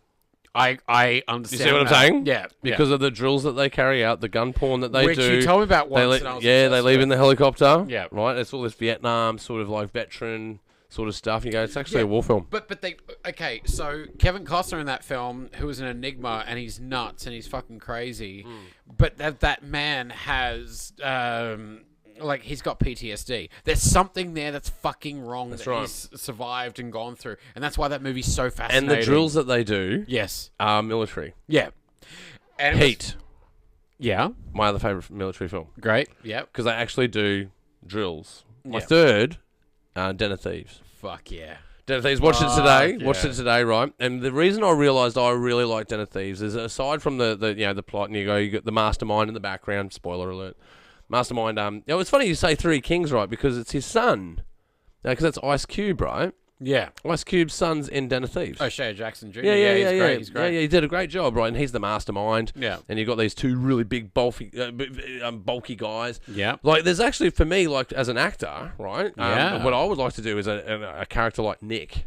Yes. Like, where he's got all these, like, Gerard Butler, Big Nick. The big rings, grabbing his beard and, like, pointing fingers at people. He's got this presence that I go, I can really do that. He's got weights in his fucking office. I'm like, if I didn't have a podcast table, he'd be fucking weights. I'm like, this is fucking me. The miracle of that movie, the miracle of Den of Thieves, which I always wax lyrical about. I fucking love Den of Thieves, and everyone's like, why do you love this so much? Because it's great. So underrated. Yeah, it's so underrated. So well directed, extremely. And someone said, how? And I said, because look at Gerard Butler's character. You believe him. Big Nick. Yeah, Big Nick. You buy him. You love him. He's fucked. But he never feels too much. You're always like, he's a bad guy. Yeah, but he's grounded. A bad guy. But he's grounded. And when you see his like wife and kids leave him, which this isn't a spoiler, this should be an incentive to watch it. His wife and kids are leaving him. The film is on their side, but you're watching this man go deeper and deeper. Yeah, you love him. You love him. And then you're watching Paulo Schreier, who's meant to be the villain. You smell like hookers and fucking beer, man. I'm fucking leaving. Yeah, exactly. Yeah. Exactly. Everyone in that film has common sense except Gerard Butler. The hero of the movie is the one with the least common sense. That's why you love the movie. Oh, look, there's two things I really love about that film. The first thing I like is their fighting withdrawals. Yeah. So they do proper fighting withdrawals. Mm-hmm. In military tactics, obviously got advisors on that film. Same as Heat. Yeah. I believe in Heat when they did it, but in the military call it a tunnel of love. Yeah. Where you do fighting withdrawal, where you tap on the back going moving, and then they put suppressing fire as you're walking. Yeah. And you go, arrived, and you then deliver suppressing fire, and then they move back. It's a fighting withdrawal. Yeah. It's done by military spec. And there was an Australian SAS soldier that was their advisor on how to do that scene. Yeah. And they had bullets peeling through cars. You know how they always have villains that hide behind cars? You have to hide behind the axle and the engine block. Because the rest of the car's just going to get ribboned, bro. Because that's 7.62 coming at you. At 200 meters. These things go for 1.5 kilometers. And still create damage. Well, it's funny that you're saying all this, and let me tie it into everything we've been saying. These films feel lived in. And I remember someone, to tie this all back, someone said to me 3,000 Miles to Graceland. Someone said, why the fuck do you love that movie? And I'm like, I love it so much. They said, it's so repellent and gross. I'm like, that's why it's great. That's why it's good. That's why it's great. And I think that's it. It feels lived in. Like Kevin Costner, every time he's a piece of shit in that film and he's gross, and Gerard Butler in Den of Thieves, you feel it. Yeah. It's like great. Well, I think Kevin Costner did a great job because his persona prior to that is like, Field of Dreams. Field of Dreams, Bull Durham. Even to the point of like, what was the Whitney Houston one? The Bodyguard. Oh, The Bodyguard, yeah. He was still this like love, heart throb. Yeah. He was juicy, nice. He was catered to female audiences, and he's like, no, you can look up to this man and find him hot and find him a bad guy, and he's revolting. And he's a good bad guy. He's so fucking good. So fucking good. And Kurt Russell's the everyday man, which he's incredible at playing. It's also a bad guy. Yeah, but he's a piece of shit. Everyone in that Courtney Cox leaves her son with this piece of shit. Yeah. Like the movie is, and it's what I love to call degenerate cinema, and it's like that's why those films are good. Be degenerate, be gross, be foul. Well, as a veteran man, you look at the gun porn and you go, they're fucking doing it properly. They're doing it properly. In the big Vegas shootout where they're killing innocent people, and everyone's like, "Whoa, how dare!" I'm like, "That's real. Like, they're not going to just kill the bad people." Man, can you pull up something for us, Dylan? On the a big shout out while I've got Dylan here. Dylan is the a podcast guest prior, but doing producing for us tonight. Thanks for your help, Dylan. That's all right. That's all right. Can you just pull up the guns in 3,000 Miles to Graceland? Yeah. Can you type in M4? So just highlight. Get rid of all that and highlight M4. M4. 3,000 Miles to Graceland. Yeah. This fucking gun. Right. Is that the one they use in the shootout in Vegas where it looks like fucking It's got dual barrel. Yeah. Dual magazine on it. Yeah. And it has blue flames that come out the side of it. Ooh. Yeah. That's why that fucking go to images. Incredible. Yeah. So we can get an image of these guns. Yeah, so if you go... sorry, viewers. Oh, yeah, the one on the top left there.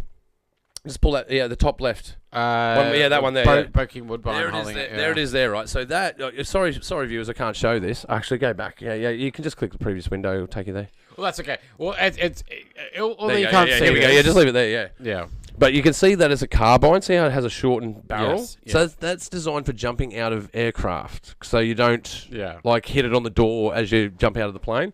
But then it's not only carbine, but it's got an extending stock, and it's got high velocity rounds, and it has blue flames that come out of the ejection port. And that's in the film.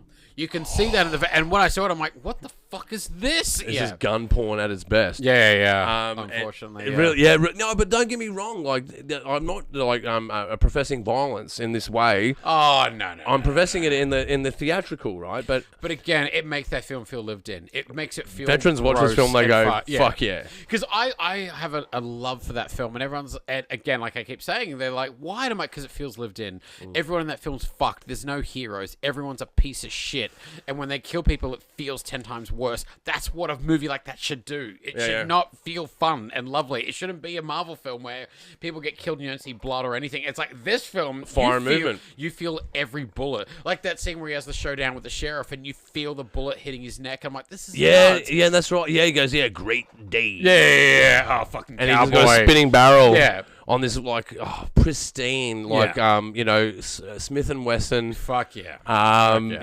Like literally gun drawing, wide erp but on acid fucking handgun. This is the most masculine chat I've had in centuries. I now have grown a beard, so anyone watching this, my beard will come out to here, and I'll be eating concrete after this. Anyway, I will. Can you pull up Den of Thieves guns as well for me, Dylan? But also, Den of Thieves and 3,000 Miles to Graceland is the idea of, it's the how low can you go system, degenerate cinema of how fucked are these guys going to be? How gross are they going to get? And that's why it feels great. It's like, yes, these guys aren't heroes. No one with guns is a hero. No, so they're all bad guys. Yeah. Even Heat. The whole thing with bloodlust. Heat and Den of Thieves. They have a bloodlust. Yeah, exactly. Oh, but I'm going to rest on the fact that I'm a good guy on my third marriage because I'm dedicated to my job because I like to get bad guys. Yeah. Or is it that you just like killing bad guys and you have an excuse to have a bloodlust? Yeah. Men have bloodlust, and men like to do the thing of how low can we go? How much can I try people's love and patience and test it? And it's those films get it. And aside from Al Pacino and Robert De Niro being in the same scene together, which is just monumental cinema in itself. But everyone's got to watch the rip-offs because the rip-offs kind of get dirtier. And have you seen the original Heat? It's a TV movie. LA Takedown. Yeah. Yes, of course I have. It's literally 1-for-1. Yeah. It's a 1-for-1, and then you watch it, you're like, they made this on a TV budget where they've got the truck that takes out the armored truck with the and it's cinematic as fuck. Yeah. In a 4x3. Fuck, and it's doesn't it look gorgeous? Doesn't it look great? Yeah. Unlike Miami Vice, which is shot on a wristwatch. Anyway, I won't get into that, but I love Thief. The James Caan film. Have you seen I don't think I've seen that. Oh no, I have. Yes, Thief. It's this 70s film. Yes. 81 even. But that was his first theatrical feature film. And we're outside The Godfather. And the whole film's about ethics within a disgusting not disgusting, but like... Bad Lieutenant vibes. Yeah. Yes, it's Bad Lieutenant, but with more ethics and more pondering, which I love. And speaking of Bad Lieutenant, Harvey Keitel, holy fuck, man, that's gritty as fuck, bro. Don't mention the Nicolas Cage one. I adore Nicolas Cage. No. But it's nonsense. No. Just no. But yeah, when you have... Yeah, they made that film. but it's not And Harvey there's Keitel. nothing about ethics. It's just Nicolas Cage. And don't get me wrong, Nicolas Cage is He's my man. I love him. Oh, it's someone that goes beyond the Stanislavski. Stanislavski. Yeah.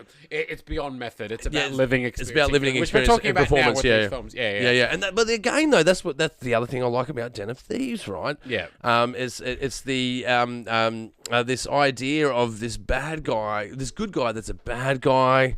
That is gritty, but he's a part. It's the unspoken that's in Den of Thieves that's really good. Yes, because he's a part of. He shows his tattoo. He goes, "I'm a part of this group here." Yeah. And essentially, when you read between the lines, they are government-sanctioned sheriffs. Yeah, that are allowed to rob drug dealers as long as they arrest bank robbers. Yeah, he's a crooked cop. Yeah, but they don't talk about him being a crooked cop. Only his wife goes, "Oh, you're just gonna, steal more off drug dealers and yada yada, right?" That's the only snippet they give you.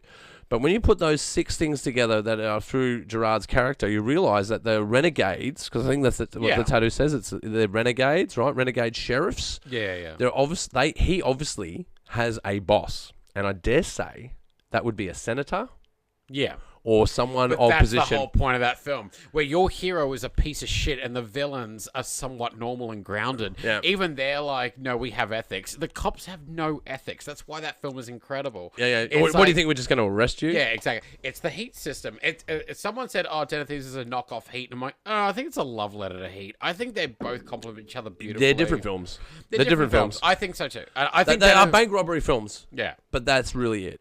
Yeah, and also, fellow cinephiles, there is a filmmaker called Christian Petzold who makes films for. You always blow my mind with this shit, bro. Like your depth is fucking crazy because I know about films, right? Yeah. Actually, big shout out to Luke Shuey. Actually, if you're watching Shuey, between you and Shuey, like you've never met this fella. Like I just run into him. You know Shuey, Dylan? Yeah.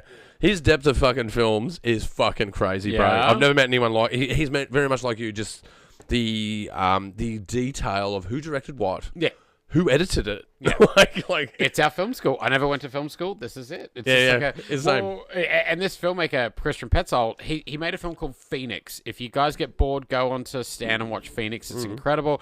But this guy is a proper like Cannes, Venice, Berlin. He's mastered. Yeah, he's a master. He's a proper filmmaker. And they said, "What are your favorite films of the decade?" And he goes, "Have you seen Den of Thieves?"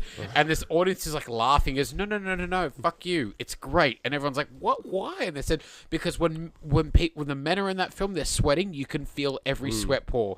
When he's going to the strip club, you can feel how disgusting it is. When they've got guns, you can feel them like their palms are sweaty. It's gross. It's very visceral. But look at the gun porn. Can you go to the top right of this one? Sorry, audience, we don't have this on screen. Okay. I had a problem with my just means Twitter. You better top right. You better watch Den of Thieves, which is but one of the Thieves, best films of the decade. Look at this rig. Yeah, that one there, Dylan.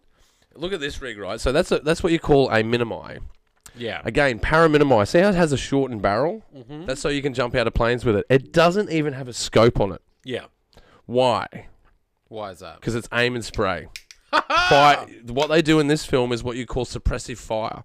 You're not necessarily going for targets. You're just saying, fuck off, move, fuck off. Yeah. If you collect targets along the way, it's what you call enfilade fire. Yeah. So basically, enfilade fire is what you want to capitalize on your ammunition, right? Yeah. So if you've got one target, you take a target. But if you've got 3 targets standing next to each other, they're one target.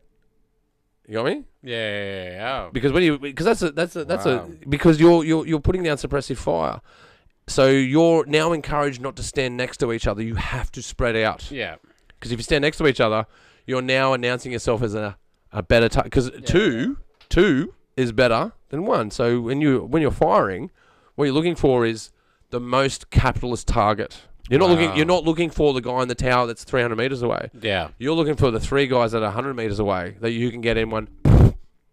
Wow. That's enfilade fire, right? Okay. They do enfilade fire in this.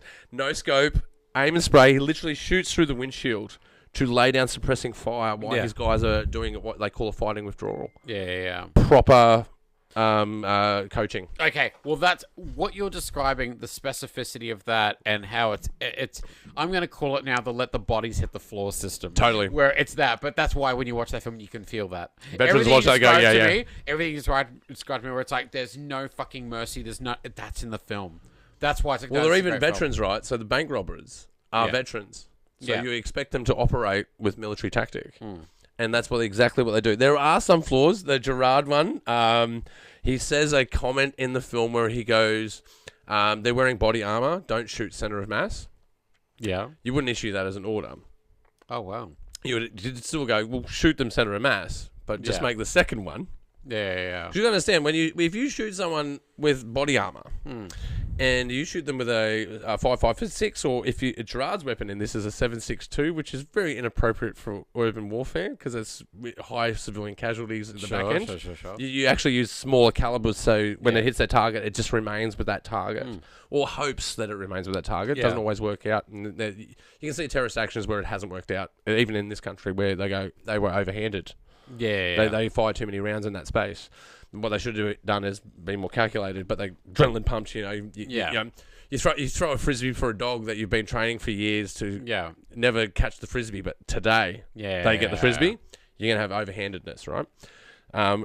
Gerard's character is very much that. Yeah, he takes a 7.62 a carbine fucking rifle, basically a cannon to a knife fight, right?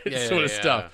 You go, man, it literally would ribbon, like, because if those rounds hit someone, it would ribbon you. Their intestines would go out the other end. Like, it's messy, naughty, horrible work.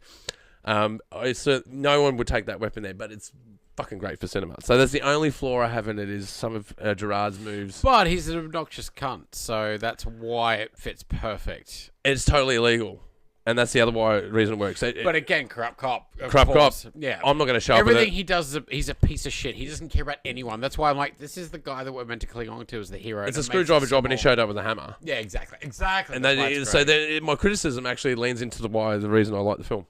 Yeah. So from a tactical position, you wouldn't do that, but then you go, if you didn't care about background targets, then you would take that guy. Well, it's very funny to me that we're having that, and you're literally educating me on all of this, and I'm going like, I feel like I knew all this or felt it watching it, because that's why I love it, and I think that's why people have slept on it, and it's incredible. Well, the only reason I think Heat is better, because of the time it was made, the actors that are in it. Yeah.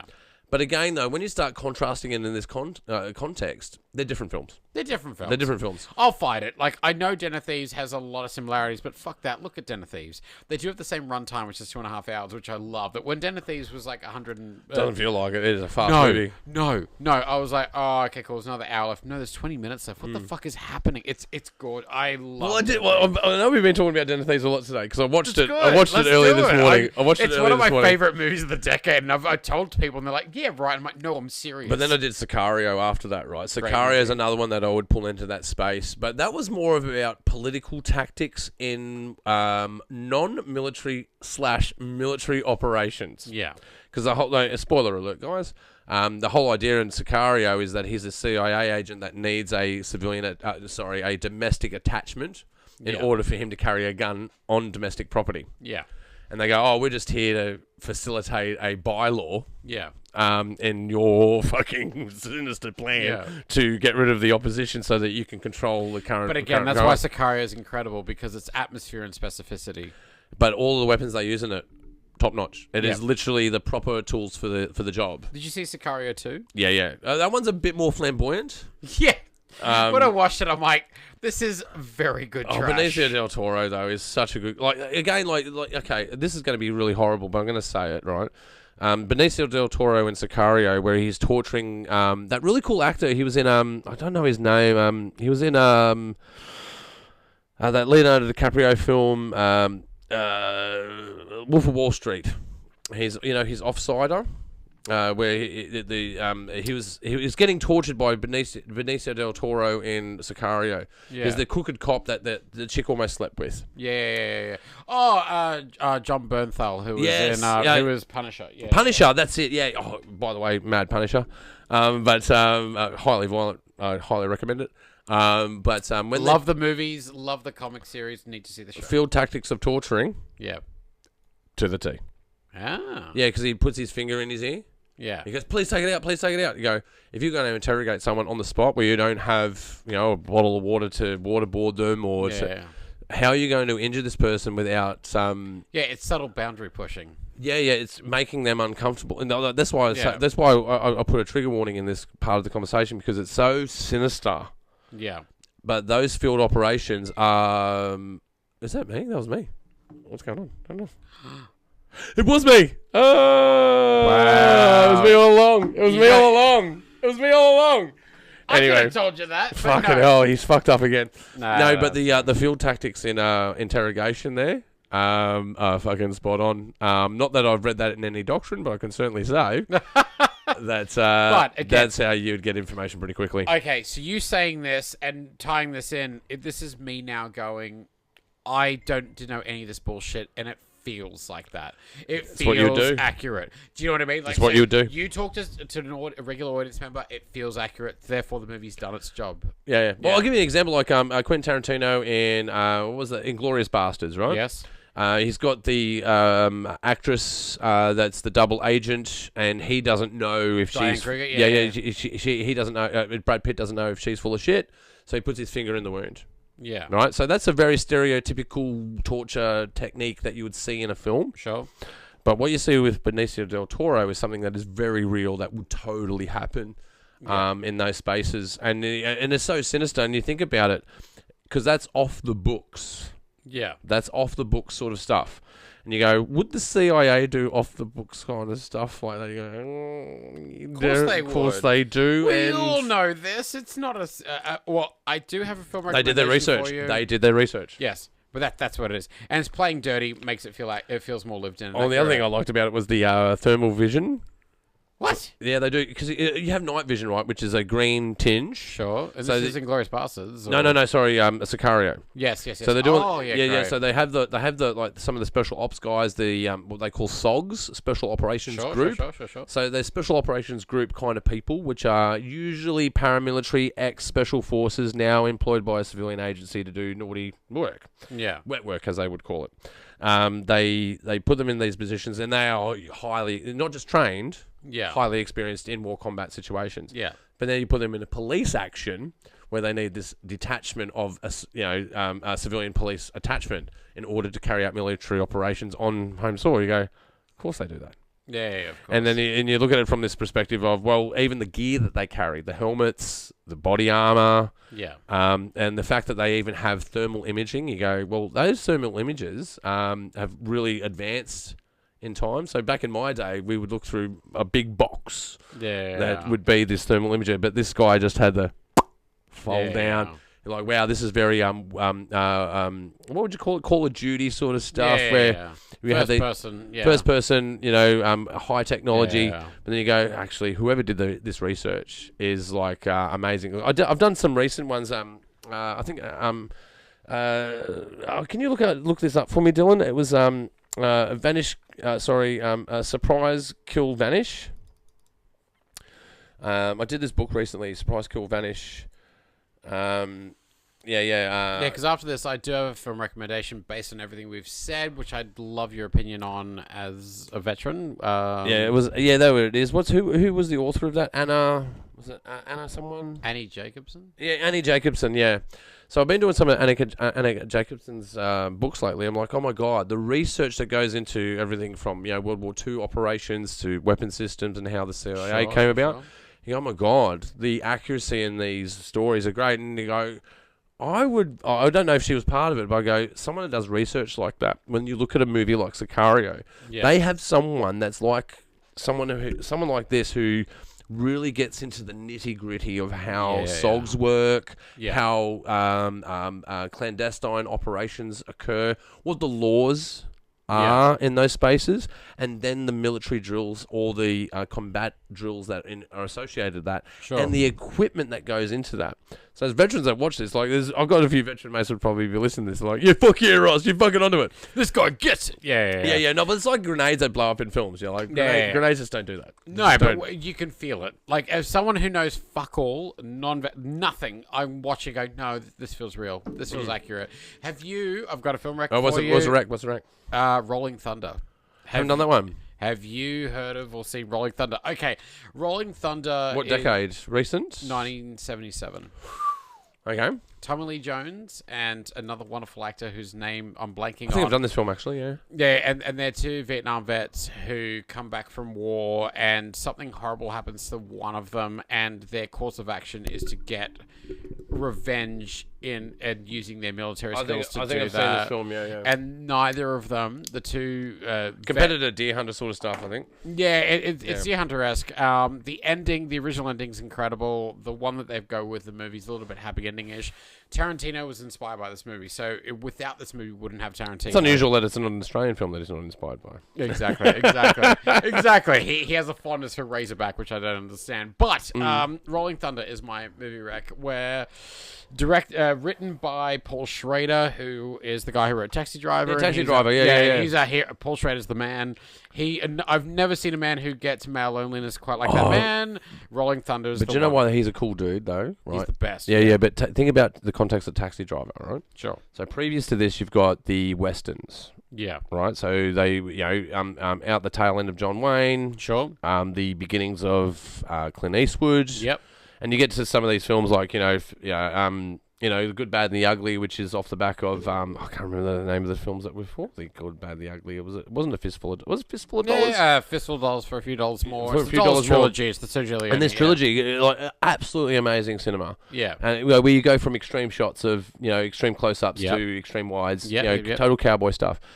But that was a formula that ran out of gas, right? So that everyone started hating westerns. They go, fucking enough with the fucking westerns. Spaghetti westerns made them silly. Yeah, and they took the wrong lessons from the spaghetti westerns. Yeah. So I can see a correlation in these days when you look at superhero films. Yes. So you look at the Marvel Universe, and don't get me wrong, love some of the Marvel Universe. Probably Sure. Deadpool's probably my most favourite part of it, I guess, if it's gritty, or even maybe the things like Blade, where I look at New Line Cinema. And Blade's the best. Blade 2's a masterpiece. These are the first guys through the door, though, on these things, right? So they're the OG. And the Punisher, the Thomas Jane one. Yeah, Thomas Jane's Punisher, amazing, right? Yeah. So some people have done a good job at this, but they certainly fit the attributes of Western. Where they're westerns, yeah. They are total westerns. And if you look at, like, there's the hero, the protagonist, antagonist, and then after a while the formula then dilutes to we don't know who the antagonist is, we don't know who the protagonist is, we don't know who the good guys, bad guys are. We end up in these, 1950s films where, you're looking for, a Derringer, right? When you look at Taxi Driver, these are the films that broke out of that space. Yeah. Stanislavski sort of stuff where you've got real actors doing real time sort of method acting. Lived in environments and experiences, but they had a Western formula. Because Travis Bickle he's the hero, but he's a bad guy. Yeah.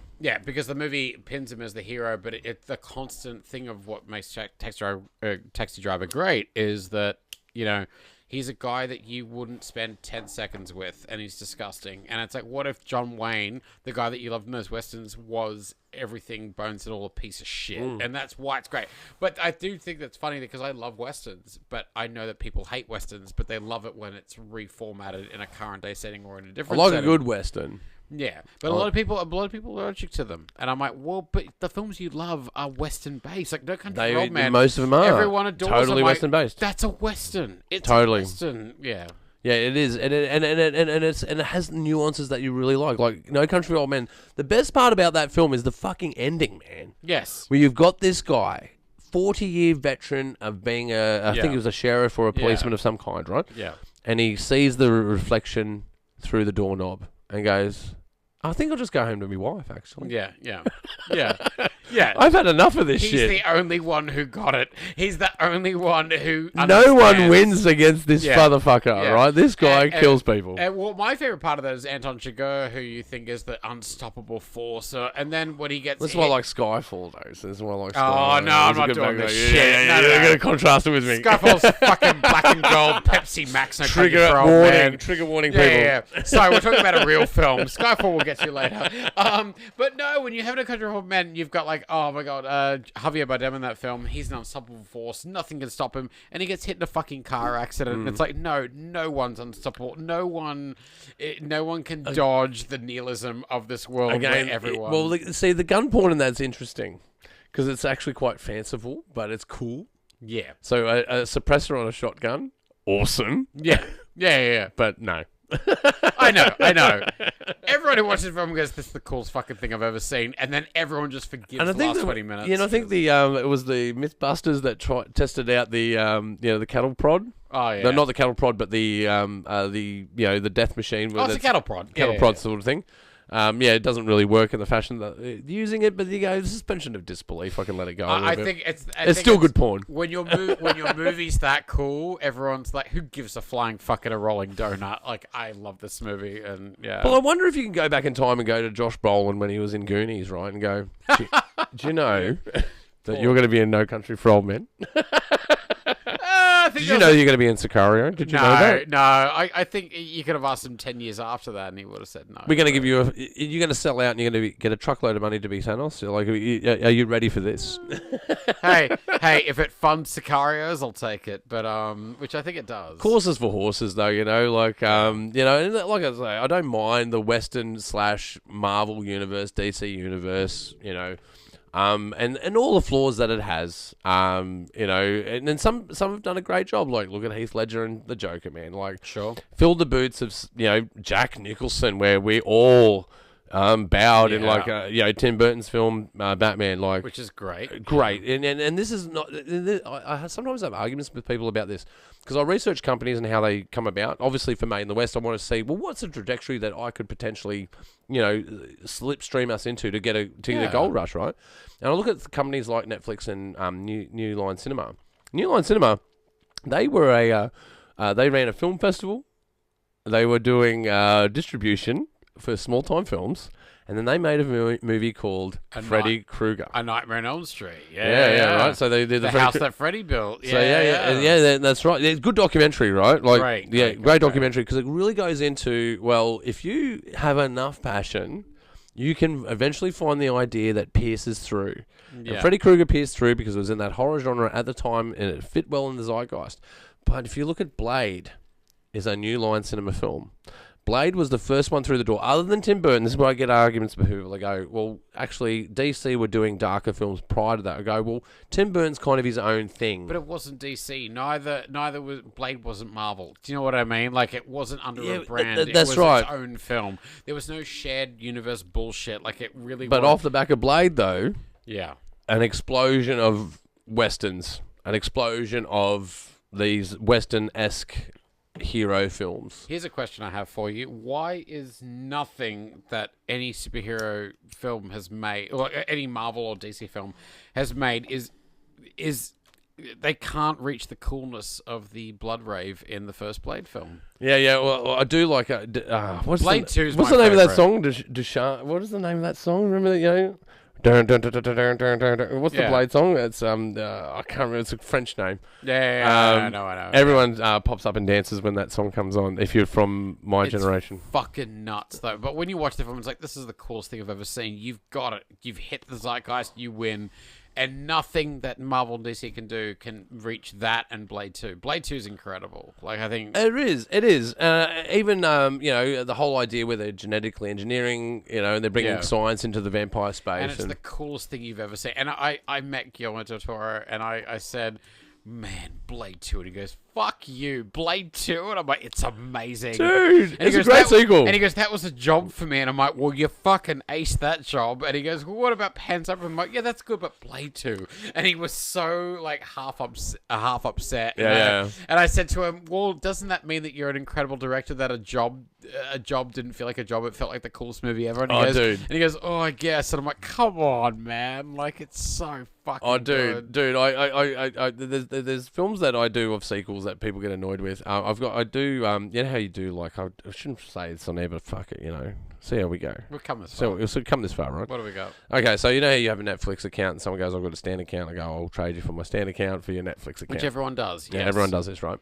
So I have traded with friends over Prime. Yep. And I buy Prime films all the time. Me too, because they've got all the old classics. They've got all the classics. I don't understand why they do, but I've even got Casablanca in there, right? Like, I bought these films because I'm sick of pulling them off the shelf, putting them in my DVD, so I'll just buy them again. Right? And I tried to watch The Conversation the other day, only on Prime, $5. Yeah, I like it. The Conversation was put onto me by Guy Ritchie because it was the one that they did. We talked about this on the podcast last time. Rock and Roll is the Gentleman. Yeah. And he goes, yeah, and he talks about the conversation. He goes, he slipped it out between the Godfathers, but no one really noticed. Yeah. So I watched the conversation. Very good film. I lost my track a bit there. Where was I going? Where's I going? Fuck. Swapping streaming services. Yeah. So because I buy these films, I have people that go in there and go, man, you buy some really weird fucking movies, man. Me too. You like, why would you buy that movie? Go, because it's a fucking mad movie, and a lot of them are sequels. Yeah. And a good example I have is the Blair Witch Project, right? The second one's One's fucking mad. It's awesome. It's awesome. Thank you. Yeah, it's like MTV produced a Blair Witch sequel, and it's even fucking weirder than the first one. It's great. It's a great so movie. Underrated, man. Yeah. Like, don't get me wrong, the Blair Witch stood out because of the marketing strategy that they had, and they were doing it a camcorder fucking-esque fucking style, and yada. Do you want a fun fact about that one, which you probably know already? The guy, do you know who directed that movie? He was the guy who's one of the top 3 biggest documentary filmmakers in the world, and he did all the Ted Bundy documentaries. He was a documentary filmmaker, and he wanted to do something odd. I've watched and all of weird. those, I'm pretty sure. Yeah. This is the guy. Yeah, I didn't know that. And they got a documentary filmmaker to make the second one, which was like MTV feeling, but he goes, no, I'm going to make it weirder and feel more fucked and more voyeuristic. And I'm like... It was totally voyeuristic. That's a great way to put it. That's why it's great. And I'm like, that's why it's fantastic. And people go, why would you buy that? I'm like, because it's fucking mad. I know. And it's a Fox... I know. I think I bought it too. I bought that and Freddie Got Fingered, and everyone's like, why do you love that film? Daddy like some sausages. No, Daddy would like some sausages. And I said, that is the most punk rock thing you can do. Take $15 million out of 20th Century Fox. Oh, again, Tom Green, just another genius, man. He's incredible. He's an incredible dude. Yeah, but Freddie Got Fingered, like, someone said, why do you love them? So OG. I'll tell you this. I went to the US and they were like, what films inspired you? I'm like, have you seen Freddie Got Fingered? And the guy who ran the festival said, don't do this. And I'm like, why? It's great. They said, fuck you. And I'm like, why? And I'm like, it's the most fuck you film I've ever seen. And it proves a point, which I'm obsessed with. You can make anything great as long as you're sincere. Yeah. Oh, well, the other one that you would like, I recently purchased Smoking Aces. Oh, I think we've covered this story before. One of my love films, one of my everything. Yeah. And again, another movie that is very tongue-in-cheek. Yeah. The gun porn is off the Richter scale. Yep. And it's borderline. It's an art house. Yeah, art house military-esque fucking film, right? Yeah. And I'm like, good advisors. It's good weird advisors. Nonsense, and I'm like, oh, I'm in heaven. I love it so much. It's one of the best, some of the best color grading I've ever seen in a film ever. And yeah, they went for this flat sort of, log kind of look. Really? Yeah. Oh no, I think it's very vibrant and nuts. Like they make Lake Tahoe look like it's that overexposed sort of great. Yeah, but this flat overexposed saturation, right? So they've taken this log-looking thing, gave it a bit of saturation, and then flared it up so it's all overexposed. Right, yeah. and it looks odd, and I'm like, great, fantastic. No, but what's the guy's name? The main Deadpool. What's his name? Ryan Reynolds. Ryan Reynolds, right? He's created it. Yeah, he does a great Ray job. Liotta and the whole. I love it. I think it's like the most anti shoot 'em up film you've ever seen, but it's still like it quenches your thirst for. And she's got the 50. 50 cal Barrett. Yeah. And then somewhat a military friend said the one flaw with that film is that the way that the bullets hit those bodies, they would just fall down. Some of them would be eviscerated. Yeah. He goes, that's the problem with that film. Even if the rounds don't touch them.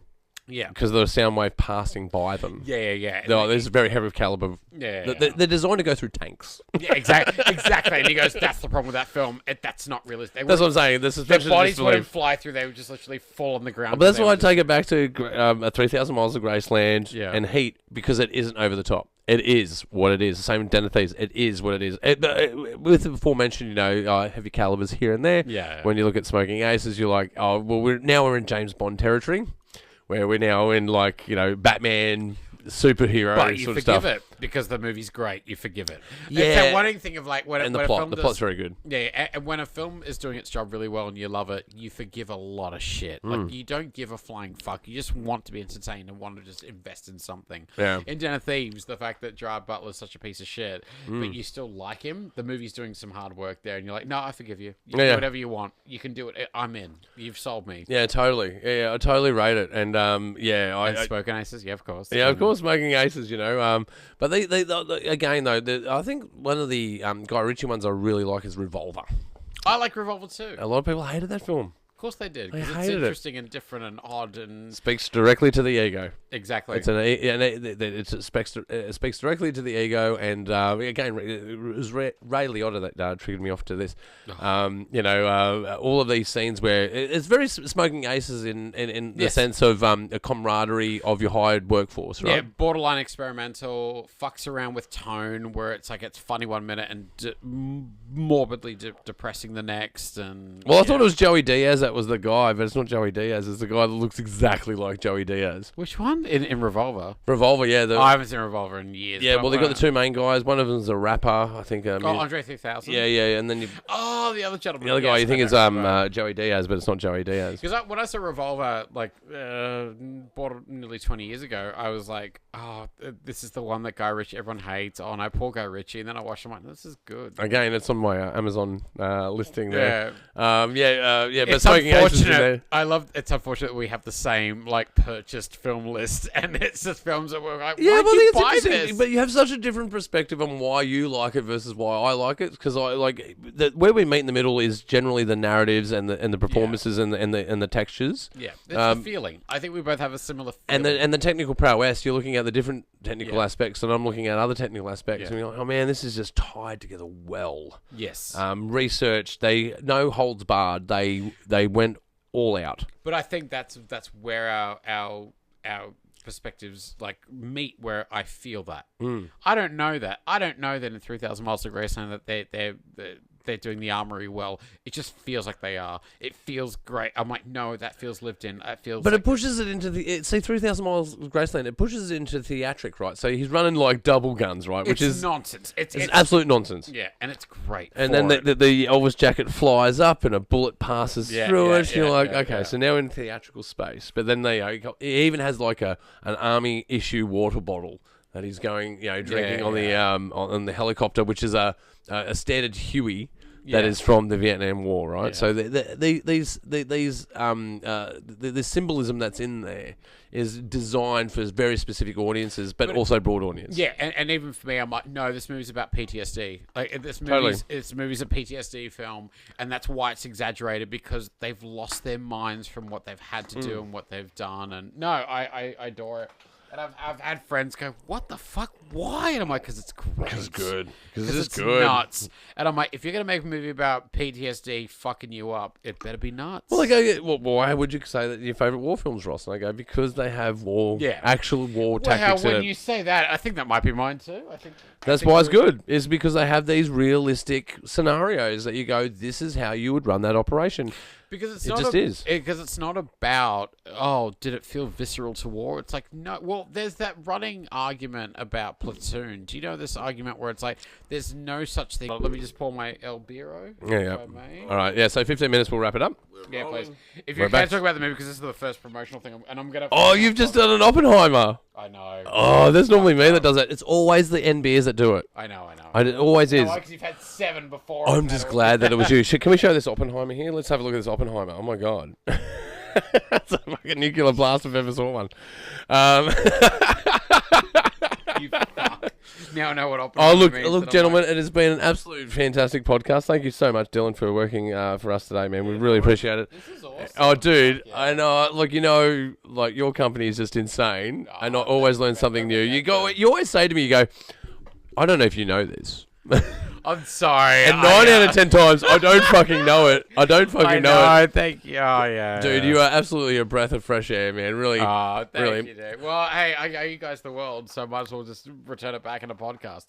Dude, totally easy. But look, speaking of filmmaking, right? We've been talking about films all night, but let's go back to the beginning for a moment. Yeah, of course. Passion Pop. Yeah. Okay. Thank you. You've seen it, so this means a lot. It's a good film, man. It's a good film. Thank you, when are you releasing this bad boy? Because I know I got an exclusive. You got an exclusive because if it weren't for you, I wouldn't have the crew that I had, and I was like, no. As a thank you, I can't. It's not 15 minutes. So I got to show you guys just separately as a film, and the experience I had making it was the best I've ever had, and it was through Maine the West crew.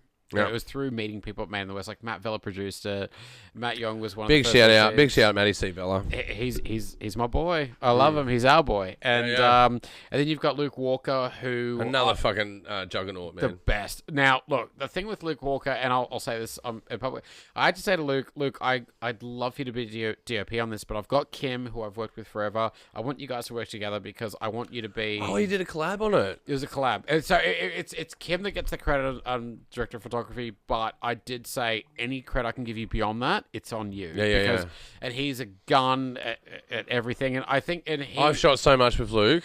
Yeah. And I must say, hands down, big shout out, Luke, by the way, if Luke you're Walker's listening. the greatest. Oh my God. One of the sweetest, most wonderful collaborators. Oh, beyond just being done, and one of my best friends, but beyond that, just as a professional, I've worked on him. I've worked with him on so many shoots, and he just brings the best every time. Yeah, the attention, the energy, and he just the focus. Yeah, 100%. And if that film wouldn't exist without him, and I did say to him, I said, man, I can't give you director of photography because Kim is my guy and we've worked together, and he's been my rock. But I said, I want you guys to work together because I think we can create some dynamite.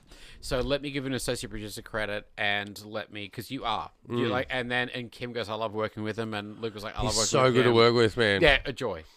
Even when we're in conflict, it's fun. Yeah, I know. Even when we're in conflict, because we disagree all the time. He's incredible. I hate Great Northern, but he loves Great Northern, so we had a fight about that. But it's okay. That's the only argument. you know you're doing great when your big argument on set is Great Northern. Look, the thing I like, and he's a gentleman. Well, the thing that I think me and him both bring to a project is that we're willing to compromise with each other. But at the same time, we're willing to stick to our guns. Yes. Depending on what it is, you know? Yeah. And so when he's stuck to his guns, it's always turned out. When I've stuck to my guns, it's always turned out. Yeah. But the tug of war that we have sometimes, not that it's combative, I'm not saying that, but it's so honest. Yeah. And like the criticism is real. Yeah. It's not egotistically driven. No, it's constructive, and it's not criticism, it's feedback. Like he always goes, man, I don't think this works, and I'll say to him, no, you're right, no, 100%. That shot's not going to work, bro. Yeah. You just be straight up with you. When you're working with people, yeah, but I've got dreams, Luke. I've got dreams. Yeah, exactly. He goes, I want to help you. I want to help you. I have a vision, Malacca, and then he's just like, well, that vision doesn't work, and I'm like, you know what, Luke, you're right. You're right. No. What a joy it was, and I said to him as a joke, half on day 2, because we did a 3-day shoot, 23. We shot that 23-page script in 3 days. Jesus. And he's just a fucking Terminator, bro. Seriously. I know. And I said and I had a shot list, but that shot list went to hell because they always do. Because a plan never meets the enemy. No, never. And it was because I hadn't been in that location very much, so everything I'd planned just didn't make sense. So they improvised and went to hell and back, and he was a fucking joy. And I said to him day 2, I'm like, hey, buddy, I've got to just tell you this. You're in the feature. Like, if we make this feature, I'm not budging. I don't give a flying fucking rolling donut. You're incredible. Dude, like I said, I worked on music videos and all kinds of corporate stuff with him, but we did Undesirables. Yes, which I'm excited to see. Yeah. Oh, it's looking good. From what I understand, and being a part of that crew, just a absolutely professional crew. Massive shout out to the Undesirable crew. But working with Luke on that, it was amazing. Yeah, it was amazing to help complement his skills. Like, because I brought, obviously, bringing my skills to it, but just working alongside a juggernaut like that is just fucking phenomenal. Yeah. And there's this one thing as well, like, a lot of cinematographers are about, the camera that they're using. Sure. And these are all, attributes that are totally valid. I'm not discrediting. Yeah, and I'm used to them, yeah. Lighting and craftsmanship. That's where you drill for oil. Yeah. He has that. Yeah. He understands, from principal lighting to, practical lighting. And he understands how to create shadow. So yes, yeah, and he does, and he's also you all have this without knowing, or not about without knowing. You guys know it, but every time I talk to you about movies, I'm like, I know way more. What the fuck? But you guys have such a flair for the cinematic. You know what movies are about and why they mean. work. Yeah, and it's like, we're here. Let's make the cinematic. Let's get some shadows. Let's get some, like, you saw Passion Pop like that. Well, that's why I like Passion Pop, right? Because like when you look at these films, and by the way, you got to go check out this film. Well, we'll talk about the release in a sec, but I'll certainly say like it's about capturing these textures, and these textures are derived from how you capture light and how you don't capture it. Actually, it's about how you create lines and shadow and composition. And Luke thought of composition as we were going, and again, the shot list I had went to nil. So you're watching an improvised. Well, that's why it's strange. Even us three should do a film. Actually, I would love to. We should do. I don't know. Yeah, we should. Us three should do a film. I'd kill to. Yeah. Yeah, dude. Like seriously, like because like what he brings to it in this technical prowess, I bring a different space, right? Yeah. And just talking to you about it now, I'm like, yeah, but you have this director. Like we all have these different directors' minds. Yes. But some of us lean more into the cinematography versus the directing or the performance. Than others, so the ratio is different. So your ratio for directing is higher than your cinematography. Yes, you right? Yeah. So same with Luke. Like his vision for cinematography is higher than his direction. Yes, we can all do it. Oh fuck yeah, we can all fucking do it. I think we should make a western, to be honest. And it'd be the most incredible thing ever. Dude, I'd love to make a western. I've always fantasized about making a western. Well, I've actually got a few of them that I've written. I'm obsessed with making one. I've written them. Well, hey, let's do it, because I'm obsessed with making a western. Again, favorite Tarantino is The Hateful Eight, and I was like, why? And because it's a modern day western that's incredible, and fuck off. It's too long of a long. They say the bow drawn too long. For that film, I go, I disagree. I disagree with that. The pacing of that film is fucking perfect. I agree. Yeah, the pacing, because people complain about the pacing. I go, you're too impatient, man. You're in the space, and we've all been guilty of this. You know when you sit down and watch a movie, and you pick up, and there's a pause in the film. You pick up your phone, and then all of a sudden you're doom scrolling while you're watching a film, and you've missed the pacing of the film. So I've got this deliberate thing that I do now. I deliberately put my phone severely out of reach, on mute, while I watch a film that I really want to watch. Because as a director and a performer and a cinematographer, you create pauses so that you can change the semiotics of what's going through their brain. Yeah, and it's all character and not plot. It's story based. It's atmosphere, tone, and this is where we all meet.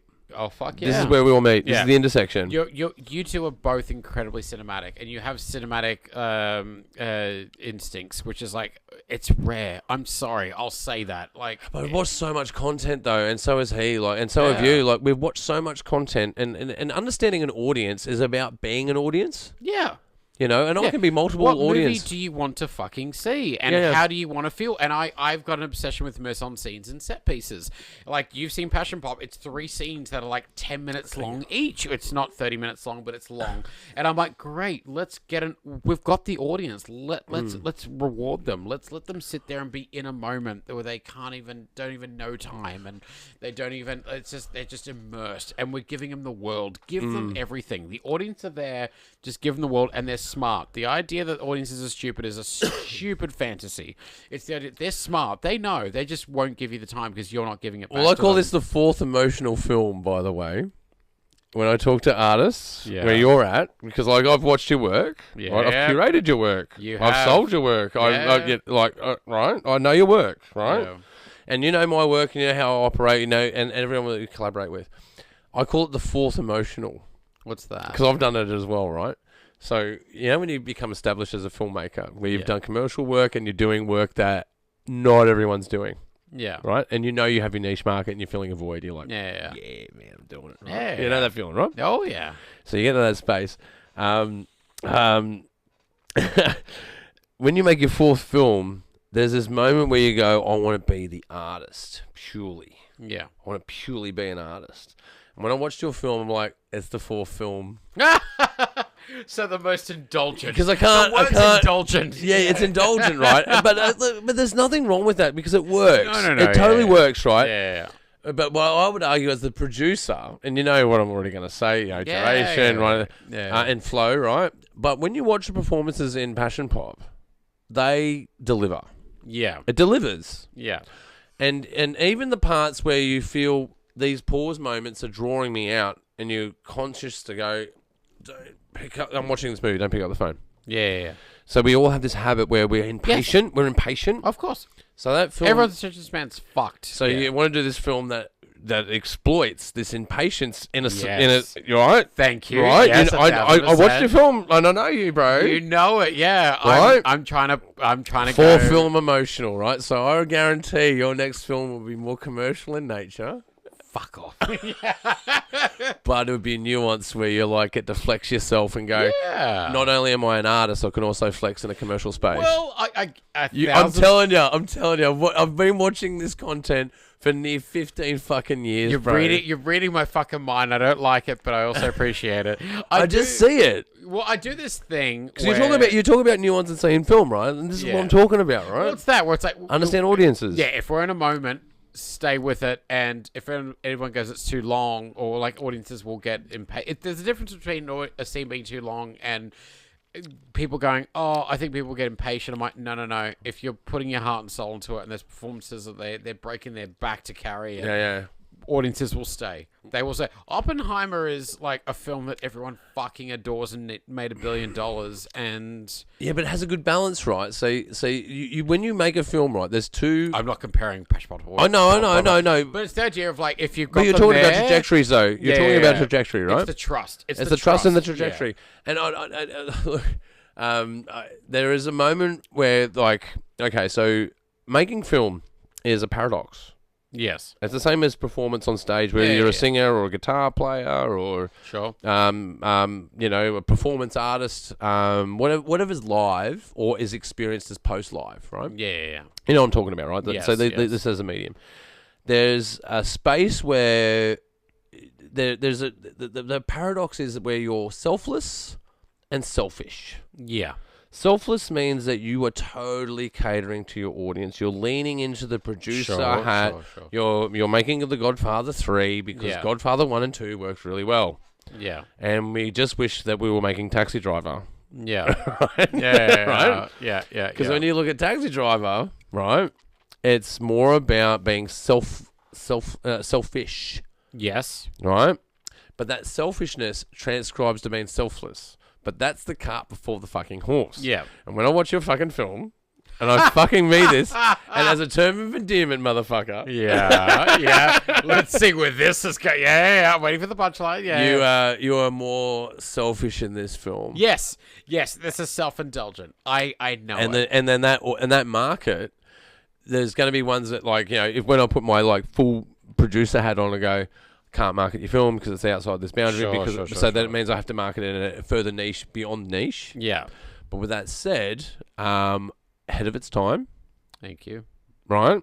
Thank you. That's a fact. As a curator, as a connoisseur, ahead of its time.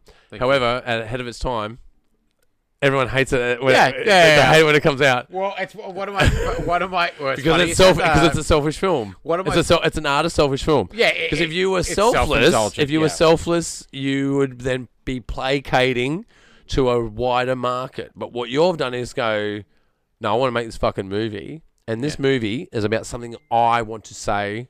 And I'm going to not even listen to the distractions of the influences of my friends and colleagues around me. Common sense. Let's be real. But fuck common sense. Yeah. Fuck common sense, you know? I've come this far. These performances are incredible. These actors are bending their back to make this thing even remotely tangible. Fuck you. They're getting Fuck you. Space. This is my fucking movie. Yeah, I don't care if this is selfless. Yeah, it is. Selfish. And it's funny because I'm going to use a film example. I apologize, but here we are. Have you seen Babylon? Yeah. Okay. I adore Babylon. Underrated film. It's incredible. And when it came out, everyone's like, this is a self-indulgent piece of shit. And I'm like, okay, that's fair. And I said, in 10 years, you'll be talking about this. You won't be talking about La La Land. Yeah. And I'm not saying La La Land's bad. I'm saying La La Land catered to an audience and had it lent into its producer tendencies. Yes, which is... I'm not... and good for that film. And I'm not detracting from the artistry of its cinematography performance. No. You're not discounting the film, but when a film makes big swings that are in the art's favor and not the audience, you're giving a big trust on the audience. And I wanted to do that, and I'm not comparing my film to Babylon. I adore Babylon, but I think Babylon in 10 years will be considered... in context, though, in my view, ahead of its time. Like you're gonna like you even have like because like if you look at the dichotomy within myself, where I go as the producer, you annoy me. I know, I know, and I'm just like going, why? Thank you, and you're like, as the audience, as the audience, I go, thank God you annoyed me. Because that's how you cut an edge. That's how you cut an edge. Yeah. And sometimes when you cut an edge, you make people bleed. Yeah. And it hurts. Yes. And that's where you will get the despondency. It's the risk. It's a risk where it's like I'm taking big risks to make this, pacing it as I am, and how we're doing it, and I'm like, no. I trust the audience. We got this. Well, I totally recommend the film. If you're a film lover, watch this film. Watch Passion Pop. My own bias, though, can I mention as a cheeky comment? Because I've given you some indulgence. Allow me to take the piss a bit. Thank you. No, please. All right. Okay. So when I was overseas a long time ago, I smuggled alcohol into Islam. I won't go into the details how I did that because that's not good. Yeah. But one of the things I ended up with is that there was $16 left out of the kitty to buy Australian alcohol to get into a foreign country. Yeah. And I said, what do you want me to spend the $16 on? And I said, Passion Pop. Cool. Think about this, right? From an Australian context, as someone that grew up in the 90s. Sure. Right? When you first started getting drunk at 16 years old in the 90s, Passion Pop was probably a good go-to. Yeah. Right, so hence the name of the film, and the nostalgia element, total. By the way, when you watch the film, not going to give too much away. Total double entendre. Yes. Right. So Passion Pop. Yes. So my I have two biases into it. So my biases. But I got it right out of that. Biases. Biases. I did it right out. I reckon I did it right out. What do you reckon, Dylan? Do I go with that? That was right. That's right. Dylan's going like, what the fuck is he? What the fucking biases? But I'm with it. So my biases is drunken teenage experiences from the 90s. Yes. From a hyper-violent, sexist space. Yes. In an analog space. Yes. Socially acceptable sexism. Yes. Space, right? Yeah. And if you think about Passion Pop, it's definitely liquid panty remover. Uh-huh. Right? Uh-huh. Yeah. So if you're trying to get laid as a teenager in the late 90s, Passion Pop is 50% of the way there. Yes. In a hyper-violent because sexual context. It tastes like fucking... It's horrible. It tastes like... I wouldn't go so far. I've had to drink it and pitching this, but...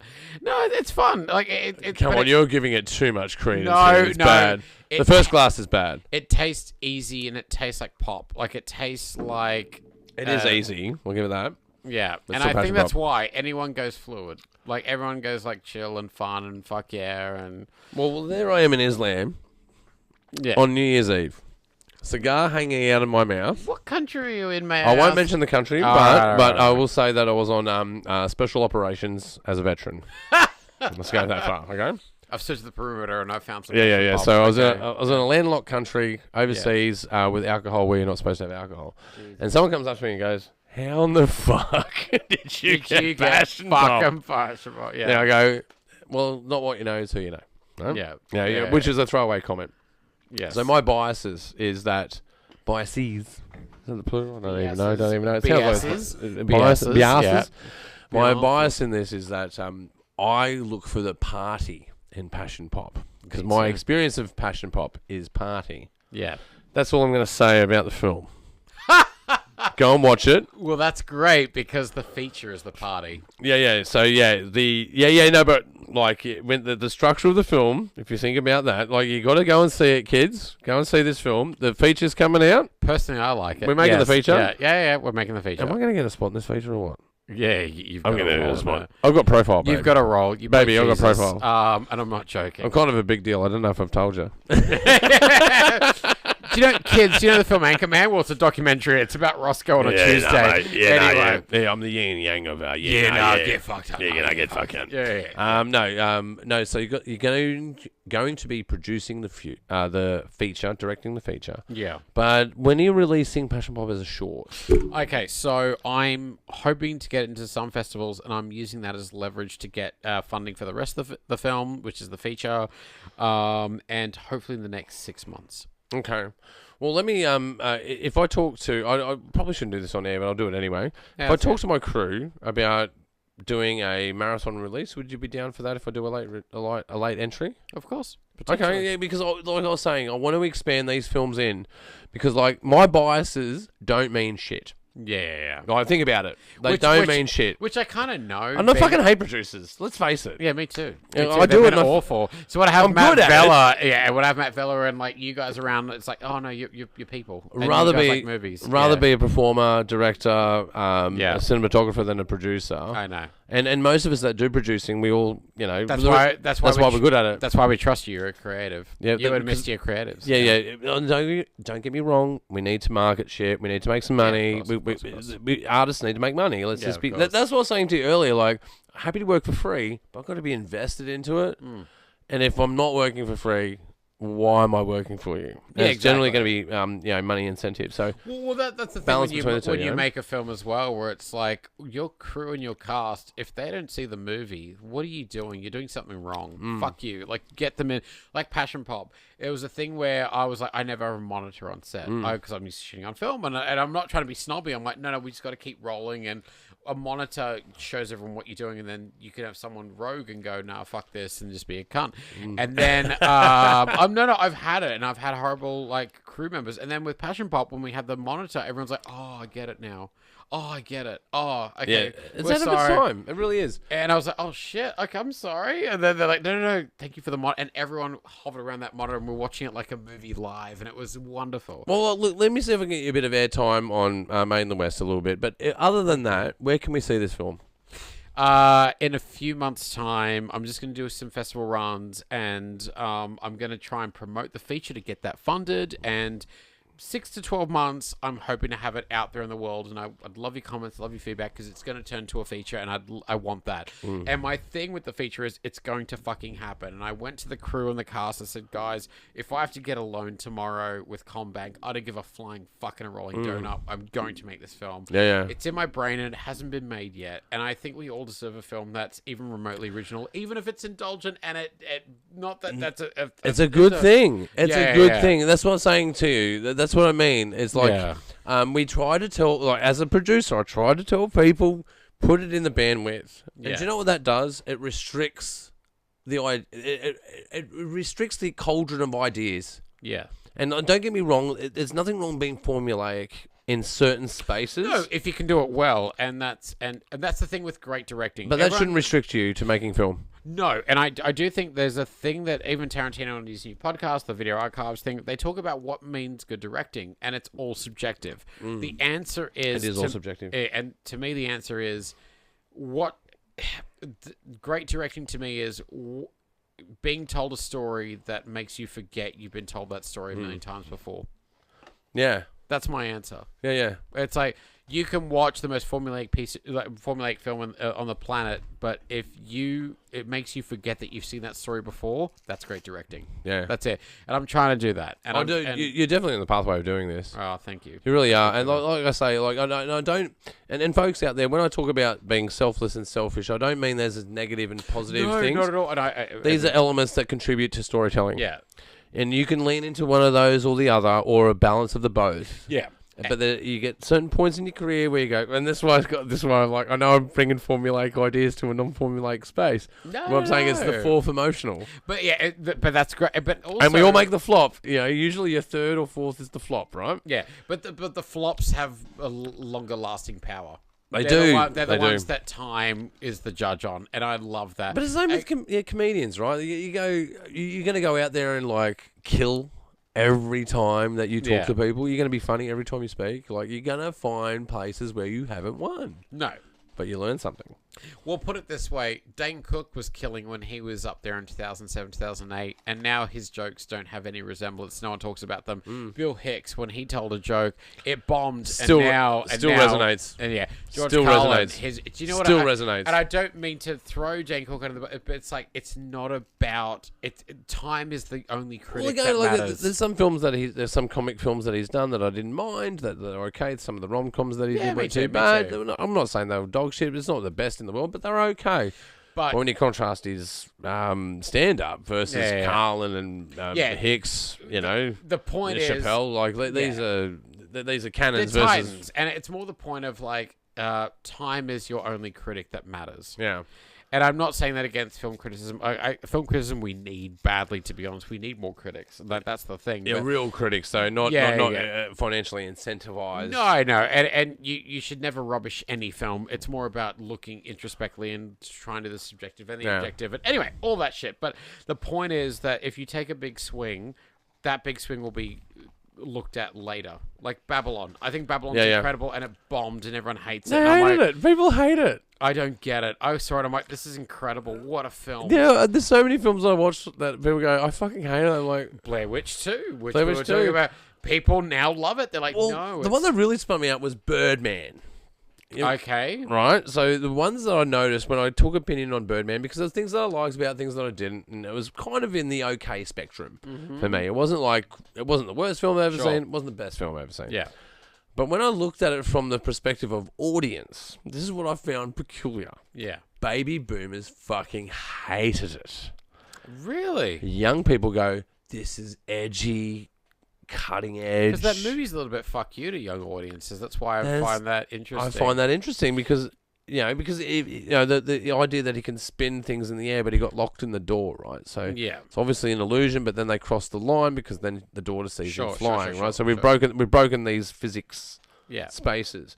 But the idea of following him around to this beat of music in a continuous shot, which is theatre. It's trying to merge the idea of film and theatre into one. Yeah, they're molding these, and that's why I liked it. And this is a film, and that's a film that I didn't respond to. I won't lie. But when I watched it, I'm like, no, thank God. You're trying something. Yeah. You're really trying to fuck with mediums, and you're making audiences aware of mediums and form and how we tell stories. Yeah, I was like, okay, but I do. What you're saying is what I appreciated. I go, I'm trying to blend these mediums. But the thing that I found peculiar, remove my director's hat, put on my producer's hat when I look at audiences. I go, why do the baby boomers hate that film? Why do younger audiences lean into it to go, well, this is because you know what I mean? Like, out of decades, there's films that stand out. Yeah. Like, 70s, we know the films that stand out. 80s, we know the films that stand out. 90s. And it gets a bit diluted after 2007.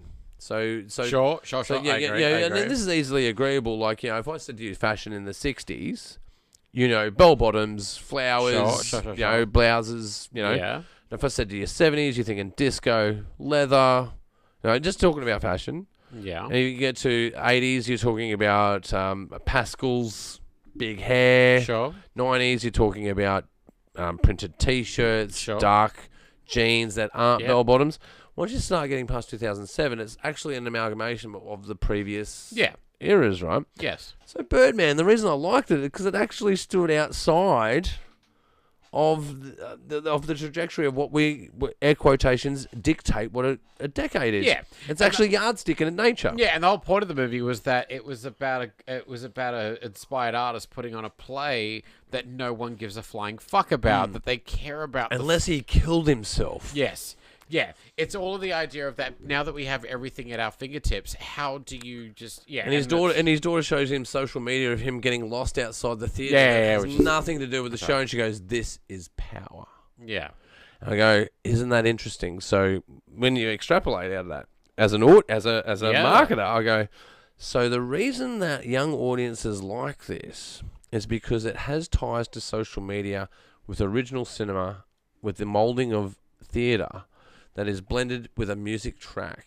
But I don't think it openly criticizes. I think it openly acknowledges and fucks around with that and makes you question. It's rounded, not sharp. Yeah. I agree with that. And it's not a traditional. And that's why the baby boomers don't like it. Yeah, and it's also not a traditional storytelling form because the baby boomers love La La Land. They go, that doesn't identify your decade. Yeah, and then you've got the young people going, this identifies my decade. Whereas La La Land is literally it's the have your cake and eat it too system, where that film same sort of deal. Yeah, like it loves classical musicals, but it also tells you that no, they're often not optimistic because the world doesn't work that way, and that's why boomers can go, no, it's classical storytelling. Oh no, but I know better classical stories. Right, that's what the boomers are like. I know better. I watched Ben-Hur in the cinema. Yeah. Right. So I mean, they have an argument where it's like stories were told better, and I think we've kind of lost. That's a bit where of I get interested. This is the drill to the oil. Yeah, it's the have your cake and eat it too. That's why I love shitting on film. I'm like, make it feel timeless, but fuck around with storytelling in a subtle way. Yeah, where so with La La Land, right? This is identified to our decade, and the older ones will go, but you didn't push the envelope. We had Taxi Driver. Yeah. We had, because even when you go to rom-coms, you can find this trajectory. So you ever seen the movie Porky's? Of course, I've seen Porky's. Right. So Porky's is American Pie, right? Yes. Yeah. They're basically lifted off each other. Sure. Road Trip. Yes. Road Trip. So these rom-coms end up in that space. The competitors to that, you'd look at Happy Gilmore. Sure. And out of that skit comedy space, yeah, which usually ties into the zeitgeist. The one that I find really profound, when you look at these zeitgeists with rom-coms, dramas, action films, Die Hard, sure, which was the first one through the door, Lethal Weapon, and then everything else that followed. The one that really spins me out is actually pro wrestling. Really? Yeah, because pro wrestling, they don't invent the zeitgeist. They signal what's currently happening. Yeah, they like see Die Hard's a breakthrough movie, and they break into this space, right? So if you want to look at hyper violent, hypersexual scenarios and nullified scenarios, right? So if you look at the trajectory of content that happened from the early 70s to now, if you follow pro wrestling, which I have for a bit, you actually get the truth. Yeah, which is I find fucking ironic because it's all it's super fictitious, but it's pure pure unadulterated, unfiltered spectacle. Well, it was. Oh, you think that's changed? It's changed. Yeah. See, you're in the same generation. Because I'm WCW. WCW like Sting was my man. Yeah. Mick Foley. Just going fucking Undertaker. Like he was. Yeah. And they highly sexualized content at the end of 1990. So 1990s, 1995 through to 98, 99, Vince McMahon was hypersexualized, and through ethnicities, you had characters like China, but they were wearing these very exposing, scantily clad, totally, and they'd have the dialogue of like, because I like eating pie, the whole thing was spectacle. That's the whole point, and that points to the zeitgeist of the time because they don't write anything, they emulate. Yes. They emulate what's currently going on. Yeah.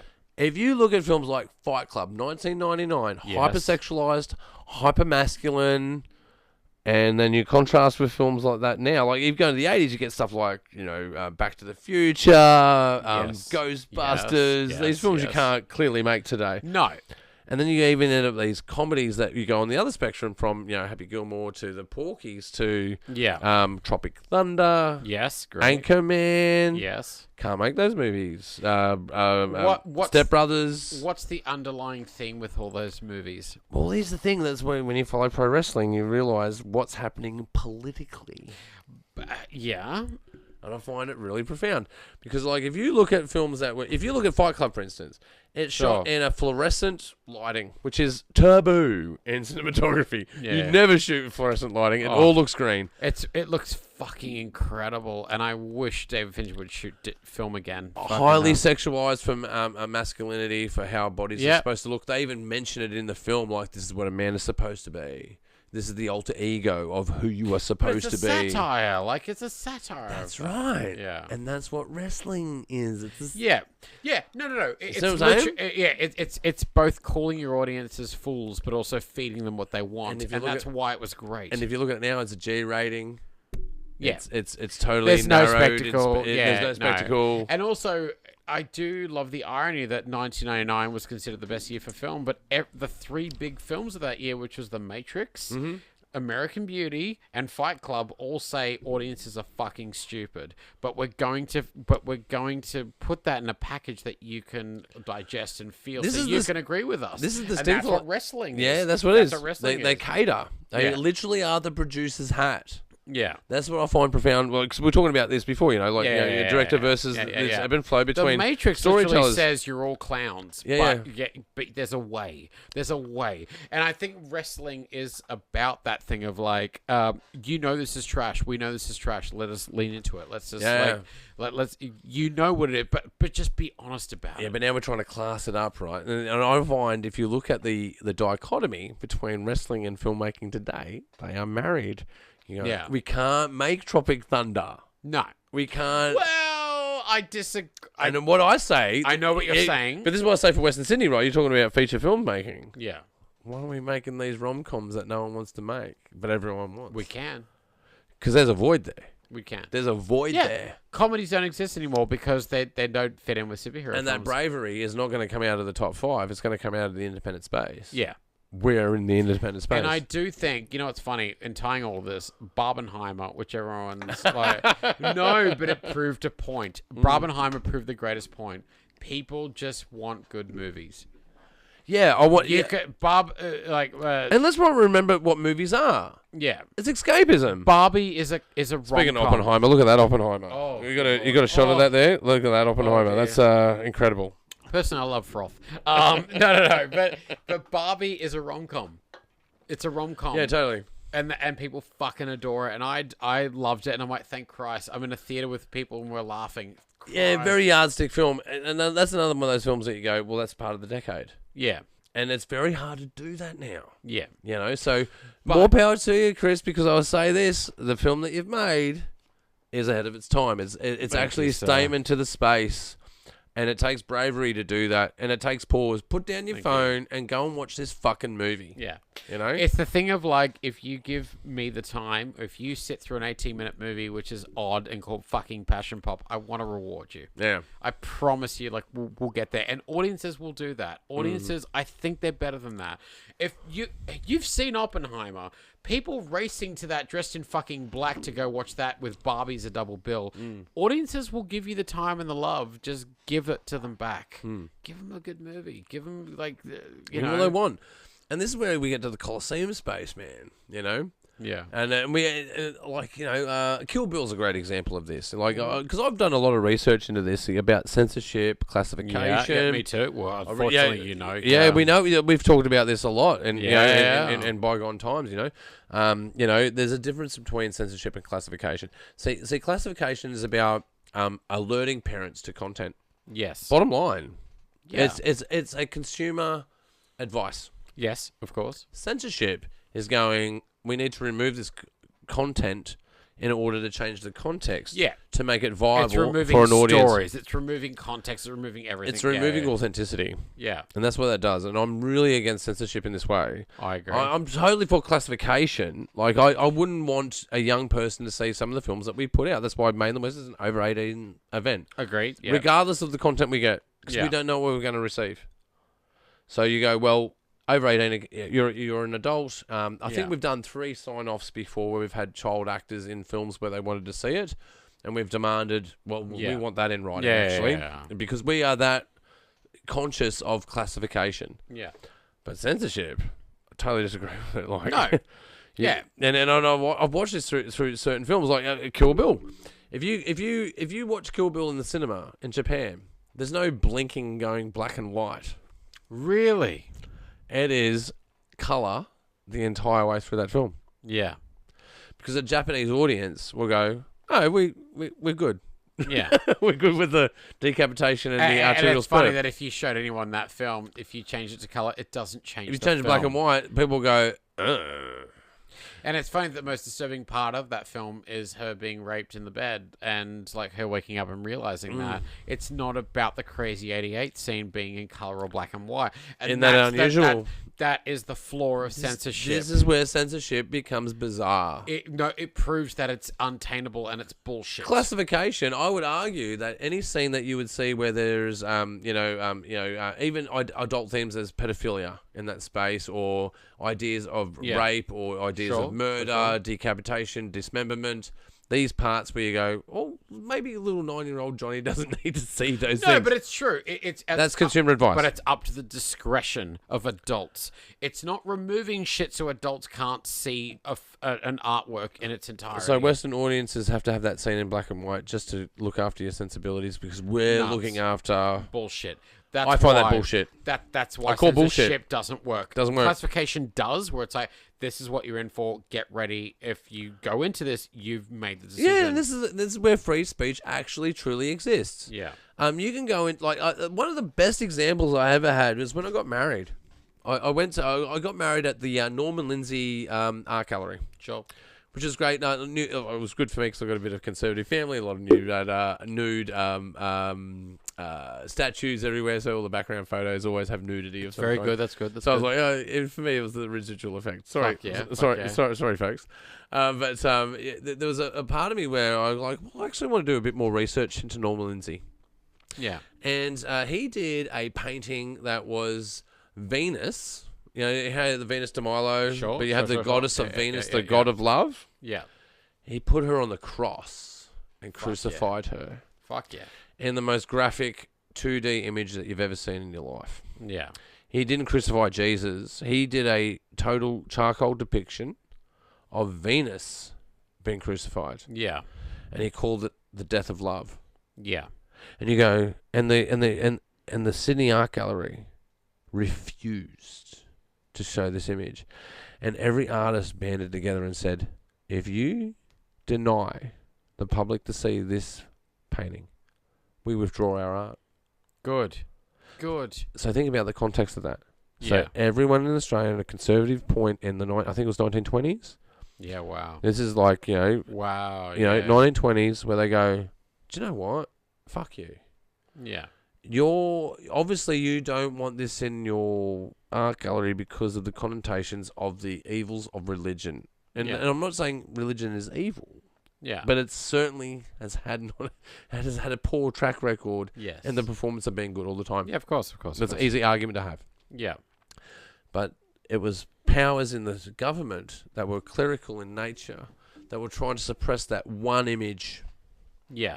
They even got one of the bishops from like England to come over to talk to Norman Lindsay and say, can you just look, we understand why you made the picture. Can you just pull the picture, please? Like it's bad for us, it's bad for business.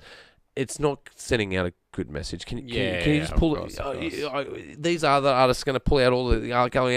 It's going to create a newspaper headline. Yeah. Can you just shut the fuck up? Yeah. And he goes, no, I'm not doing that. I'm not doing that, right? Yeah. And that's censorship, right? Because that's what true freedom of speech is. If you don't like Venus being crucified on a cross, then how about you paint a better picture that emulates love where it isn't being crucified? Yeah, exactly. And that's what I would argue about censorship versus classification. Well, I have... If you were to send people into the art gallery, I go, if you're religious minded, just be prepared. This may be offensive to you. Just saying.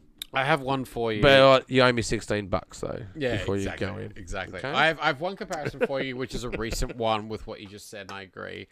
Have you seen the film Showgirls? Yes. Okay, I hadn't seen it, and everyone kept telling me to watch it. I'm like, all right. And its reputation is that it's so bad it's good. And I'm like, okay, sure. And that is its reputation, yeah. Yeah, and I watched it. I'm like, no, I think this is just good. I think it's over the top, but I don't think it's bad. I think, and I'm waiting for this bad movie to set in. And then I watched it. I'm like, this film's existence is that it's censored all the time. And then Paul Verhoeven. They had massive problems with that film. Yeah, and they had frontal nudity was the least of their problems. Yeah, and Paul Verhoeven had to fight to get that movie in uncut form. And I'm watching it and I'm like, why the fuck do people call this bad? I don't understand it. Like, as a filmmaking perspective, and I'm like, and then I realized why. Because the movie's about how lecherous and gross and foul Hollywood and systems are. Subtext is all what drives it. Because that it feels gross, that's why people want to censor it. If it was sensual, if it was doing it, absolutely, what people absolutely. But that's my, and then when I watched it, I'm like, no, this is literally about how Hollywood chews up and spits out women and how misogynist and foul it is. The film is not misogynist. That's why a lot of queer audiences and female audiences love that film. And I'm like, holy shit, had it been for censorship where they got their way, and you would have a movie that would make no sense. And the whole creed of that film and its code and everything is about, wow, look how mistreated people are. That's where classification meets censorship. Correct. That's where it meets. That's where the rubber hits the road. Yeah. Because I don't like it's not about the context, it's about your subtext.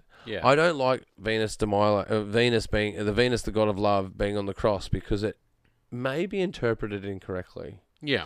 Well, describe to me how art is to be interpreted correctly. Describe that to me. The whole point That's of not art possible. That's subjective. The whole point and existence of art is that you don't fuck with it or don't touch it, and it's what you bring from it and take from it. Yeah. You can hate it, but you need to see it in its full form. An extreme left organisation or an extreme right organisation would suppress these subtexts. Yeah, that's nuts. That's nuts. Warnings and reference and context is everything. Great, but it tells adults, you're making the decision, and we've warned you, we've told you. Great. Oh, and guess what? If you don't like the story, tell your story that combats that story. Exactly. That's freedom of speech. Yeah.